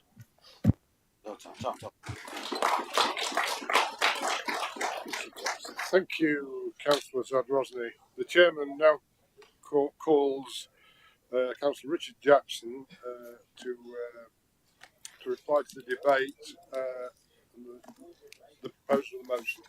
Yeah, thank you very much, Chairman, and I appreciate the hour, but I do want to cover some points off before we take this to the vote. Chairman, can I first of all thank a few people? Can I thank you first of all for the way you've handled this meeting? It's been a bit challenging, but it's been handled very well. I want particularly to thank the Chief Executive, the senior corporate leadership team, and the 151 officer for the support that he and his finance team have given us right the way throughout this process. And I've said before at these debates, we start next year's budget tomorrow. Actually, that's not true. We've already started next year's budget, and the work just rolls on and rolls forward, and it's a lot of work, but it's left us with a budget to be proud of tonight. Somebody earlier on started talking about Beatles songs. The choice we had earlier on from opposition groups was either Magical Mystery Tour with Labour, who didn't got a clue where they're going, or if they have, won't tell us, or The Fool on the Hill. It's Stanton Hill, but it's The Fool on the Hill. He likes that. He likes that. God, he's smiling at me now. Jason, he's smiling. Can He's you be laughing. horrible to me? I can't cope with you smiling at me. Chairman, the Rebel Alliance described our council tax increase earlier on. Described our council. I'm trying to lighten the mood, Chairman. Described our tax increase earlier on as astronomical, but it's the same council tax increase that their alternative budget proposes. So they need to make their minds up. And it doesn't understand, but it is the same council tax increase that their amendment proposes, Chairman. And it's the lowest council tax of any equivalent county council in the country. Yeah? What's not to support in that? Can I bust a few myths? The HS2 land isn't and never was HS2 land. It wasn't land for HS2. It wasn't land for an HS2 station. It was a strategic purchase of land on a large development site. At the time, there was a proposal for an HS2 station. There's now a proposal for a mainline station. It's one of the most connected pieces of land, not just in the county, but in the East Midlands. I know it very well because it's in my patch, along with Councillor Kerry, as he said earlier on. It has absolutely enormous potential. 5 or 6 years ago, longer than that in actual fact, when the previous administration of Broxton started talking about it for development, they were purely talking about development of housing. And it would have been 650 houses in a field. Nobody wanted that, not us as the local members, and not the local community. And in the time since then, Councillor Kerry talked about it, the Tottenham Chilwell Neighbourhood Forum have put together a fantastic piece of work that maximises the employment and the economic development benefits from that side. What this amendment would do today is tear that up in their faces, tear up 5 or 6 years of hard work, tear up community goodwill, because the people who didn't want to lose their green belt, and we didn't, were prepared to do so to bring in, and I'm not exaggerating here, 8,000 jobs on that site in total. Our land holding there is key to that. If we waste it with 650 Barratt boxes, that's gone. That's gone. Not only that, as the local members, we have 650 houses in a field with no infrastructure to support it. And we've had problems with that elsewhere in the county. It's happened over decades in different districts. It's the wrong way to go about building things. We talk about supplementary planning document. That's exactly what you need. It's got all that infrastructure in it. It's got green spaces. It's got blue spaces, whatever they are. It's got public transport. It's got retail. It's got leisure. And it's got high quality employment. It's a fantastic opportunity. I'm not prepared to rip that up. And I'm not prepared to fly in the face of the local community who want to see that. And so the gimmick that they've come out with today, very clever, but it's not going to work. We're not going to sacrifice the economic future over the next couple of decades, not just of my division, Eric's division, but of the region. It's bigger than Nottinghamshire, is that, and we need to get absolutely the most out of it. Let me bust another myth, and this is nonsense that Councillor Gurdon said we had no plan. Let me tell you exactly what he said. They've very selectively quoted a little snippet from an answer that Keith gave only a few weeks ago, and it wasn't long ago. We should remember what you actually said, Keith, because your answer to start with was that the council continues to consider its options for the the options for the site alongside wider opportunities at Toton, Chetwynd and Radcliffe-on-Soar, working in conjunction with Broxton Borough Council, which has adopted a supplementary planning document related to the area. We're also working with the East Midlands Development Corporation. It's on their website. You can go and look at it today. You can see what the I'm not quoting you now, Keith, by the way. And you can see what their plans are for that site. So don't take my words for it, Chairman. So I would implore everybody, even the independent group, not to vote for this amendment because it sacrifices the future of our communities. And actually, I might have had a little bit more respect for the independent group's amendment. It did what I challenged them to do just a few months ago. Somebody, one of them, mentioned a debate we had a few months ago about universal free school meals, and we came up with the cost to the council of doing that, and that was the reason why it was unfeasible, unrealistic to do that. And I said, look, you can come back in February, like fair warning, come back in February and show us how you would fund it, what services you would cut in order to fund it, or how much you would put the council tax up in order to fund it. I'd have more respect for it. They didn't do that. They've forgotten all about it. They misled people back in September with that motion because it was unrealistic, it was undeliverable, it was impossible. And I'm afraid we've got no further forward with that. I do want to just talk about the Investor Save scheme at Top Wigate. We talked earlier on, I think it was Councillor Girling who talked about the £50 million of capital costs to bring this building up to the kind of standard that we would need to if we're going to stay here for the long term. But it would still be too big, it would still be in the wrong place, and it still wouldn't be fit for purpose in the 2020s. And so, although I don't recognise the £30 million figure that was quoted at us for the new development at Top Wigate, it has to be sensible to move to a smaller, to downsize, to move to a fit-for-purpose building that will be far more environmentally friendly than this building could ever be, which will be in the middle of the county, and which will bring jobs and prosperity to that part of Ashfield, which, frankly, I'm amazed they don't support, Chairman. And let's just turn to the lack of a Labour alternative. We're here again. We're not surprised by it. I'm disappointed by it, and I think, for the group who aspires to be leading this council in little over 12 months' time, not to level with people and tell them what they would do, really is disingenuous. Maybe they don't know. Maybe they just don't know. I don't know what they would do. But what I do know is what Councillor Fole, she's gone, but what Councillor Fole gave at the back, what Councillor Fole gave away. So in their response when we published the budget papers, because there's a need for a further saving in what would be the first year of a new administration, whether it's ours or somebody else's, there's a £16 million gap. Now, our track record over 7 years now shows that we close those gaps by looking internally, by making ourselves more efficient, and by transforming the way that we deliver services rather than by reducing services.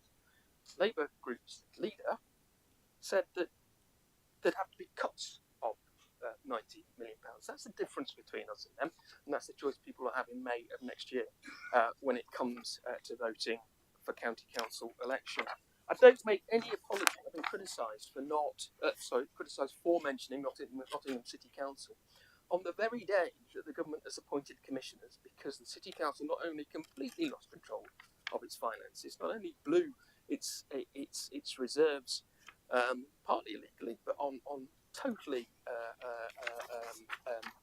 total follies of schemes, so that when things started to go wrong, they didn't have those reserves to rely on and to soften the blow and to slip in the savings that would need to be made.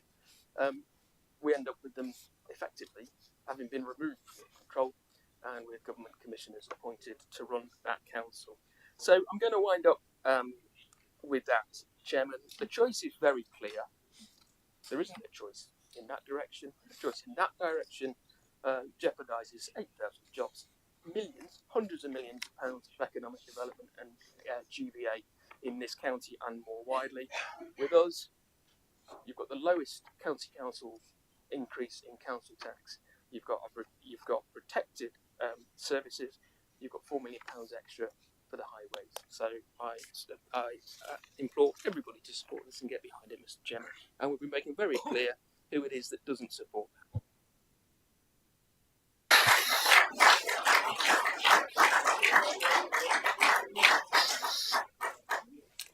Thank you, Councillor Jackson. We now will move to the vote. There will need to be separate votes on both the amendment and the motion. I will take the vote on the amendment first, followed by the motion.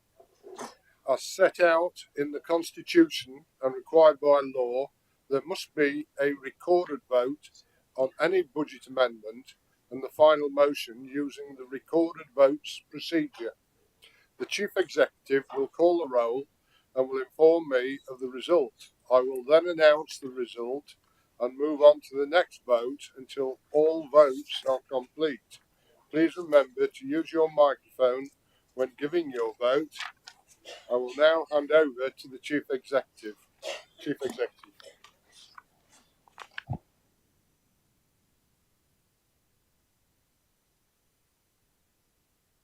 Okay, members. So just to be really clear, this is the first vote on the Independent Alliance Group amendment. You could indicate whether you're for, against or abstaining in respect of the recommendations, which are on pages 169 and 170 of your book. I'll call you in turn, starting with Councillor Adair. Against. Councillor Adams. Against. Councillor Allen. Against. Councillor Bailey. Against. Councillor Barney. Against. Councillor Barnfather. Against. Councillor Bradley. Against. Councillor Butler. Against. Councillor Callaghan. Against. Councillor Camilleri. Councillor Carlton. Councillor Carr. For. Councillor John Clark. Councillor Neil Clark. Against. Councillor Corden. Councillor Cotty. Against. Councillor Creamer. Against. Councillor Darby. Councillor Deacon. Councillor Eddy. Against. Councillor Elliott. Against. Councillor Fielding. Against. Councillor Fowle. Councillor Guilfoyle. Councillor Girling. Against. Councillor Gowland. Against. Councillor Henry. Against. Councillor Henshaw. Against. Councillor Hollis. For. Councillor Introna. Against. Councillor Richard Jackson. Against. Councillor Roger Jackson. Councillor Kerry. Against. Councillor Lawton. Councillor Lee. Against. Councillor Madden. Councillor Martin. For. Councillor McGrath. Against. Councillor Meakin. For. Councillor Moxon. Against. Councillor Ogle. Against. Councillor Oliver. For. Councillor Owen. Councillor Payne. Against. Councillor Place. Against. Councillor Pringle. Against. Councillor Perdue Horan. For. Councillor Quigley. Against. Councillor Saddington. Councillor Sam Smith. Against. Councillor Tom Smith. Councillor Taylor. Councillor Turner. Councillor Upton. Against. Councillor Waters. Councillor Welsh. Against. Councillor Gordon Wheeler. Against. Councillor Jonathan Wheeler. Councillor Elizabeth Williamson. For. Councillor Wilmot. Councillor Zadrosny.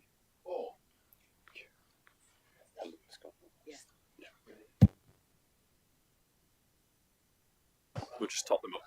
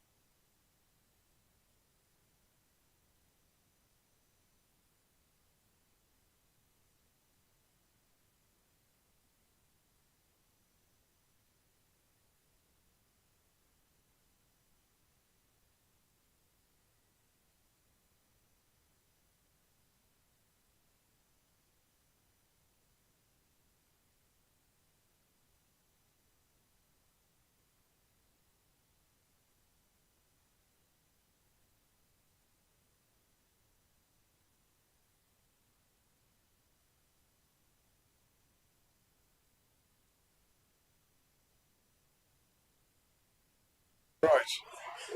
We have a result, councillors. 13 for the amendment, 48 against. The Alliance amendment falls. Thank you.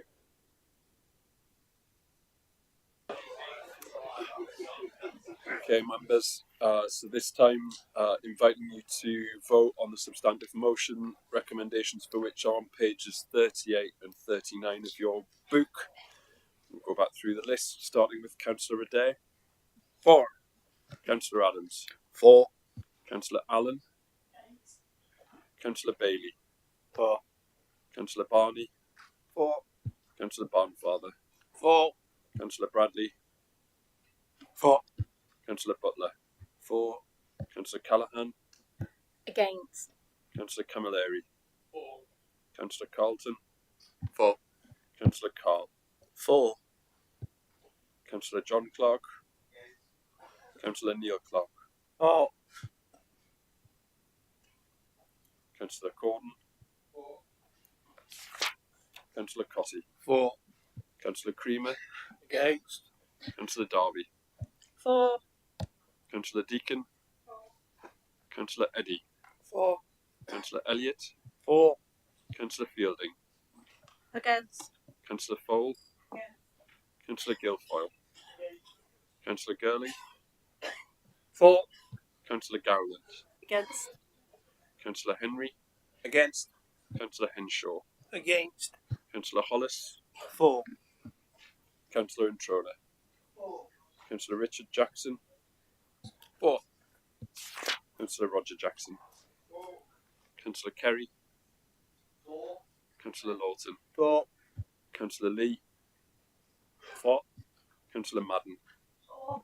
Councillor Martin. 4. Councillor McGrath. Against. Councillor Meakin. 4. Councillor Moxon. 4. Councillor Ogle. 4. Councillor Oliver. Sorry, Councillor Oliver.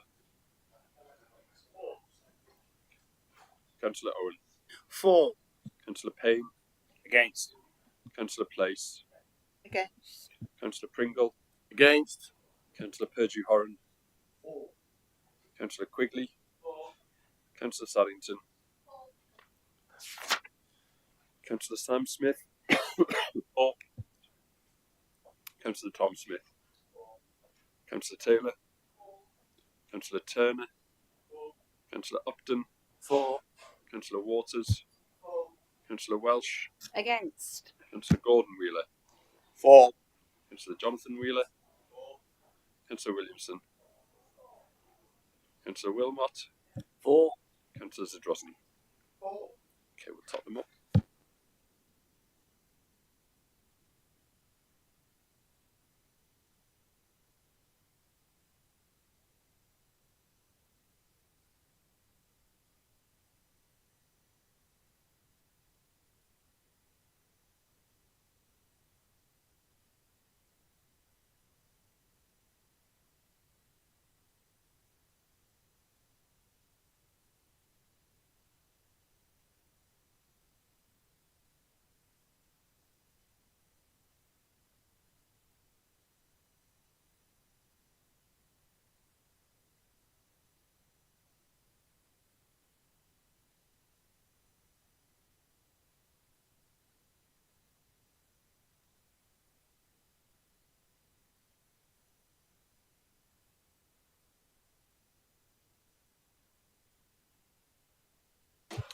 The results, the results, councillors, for the substantive motion: 46 for, 15 against. The substantive motion succeeds and is passed.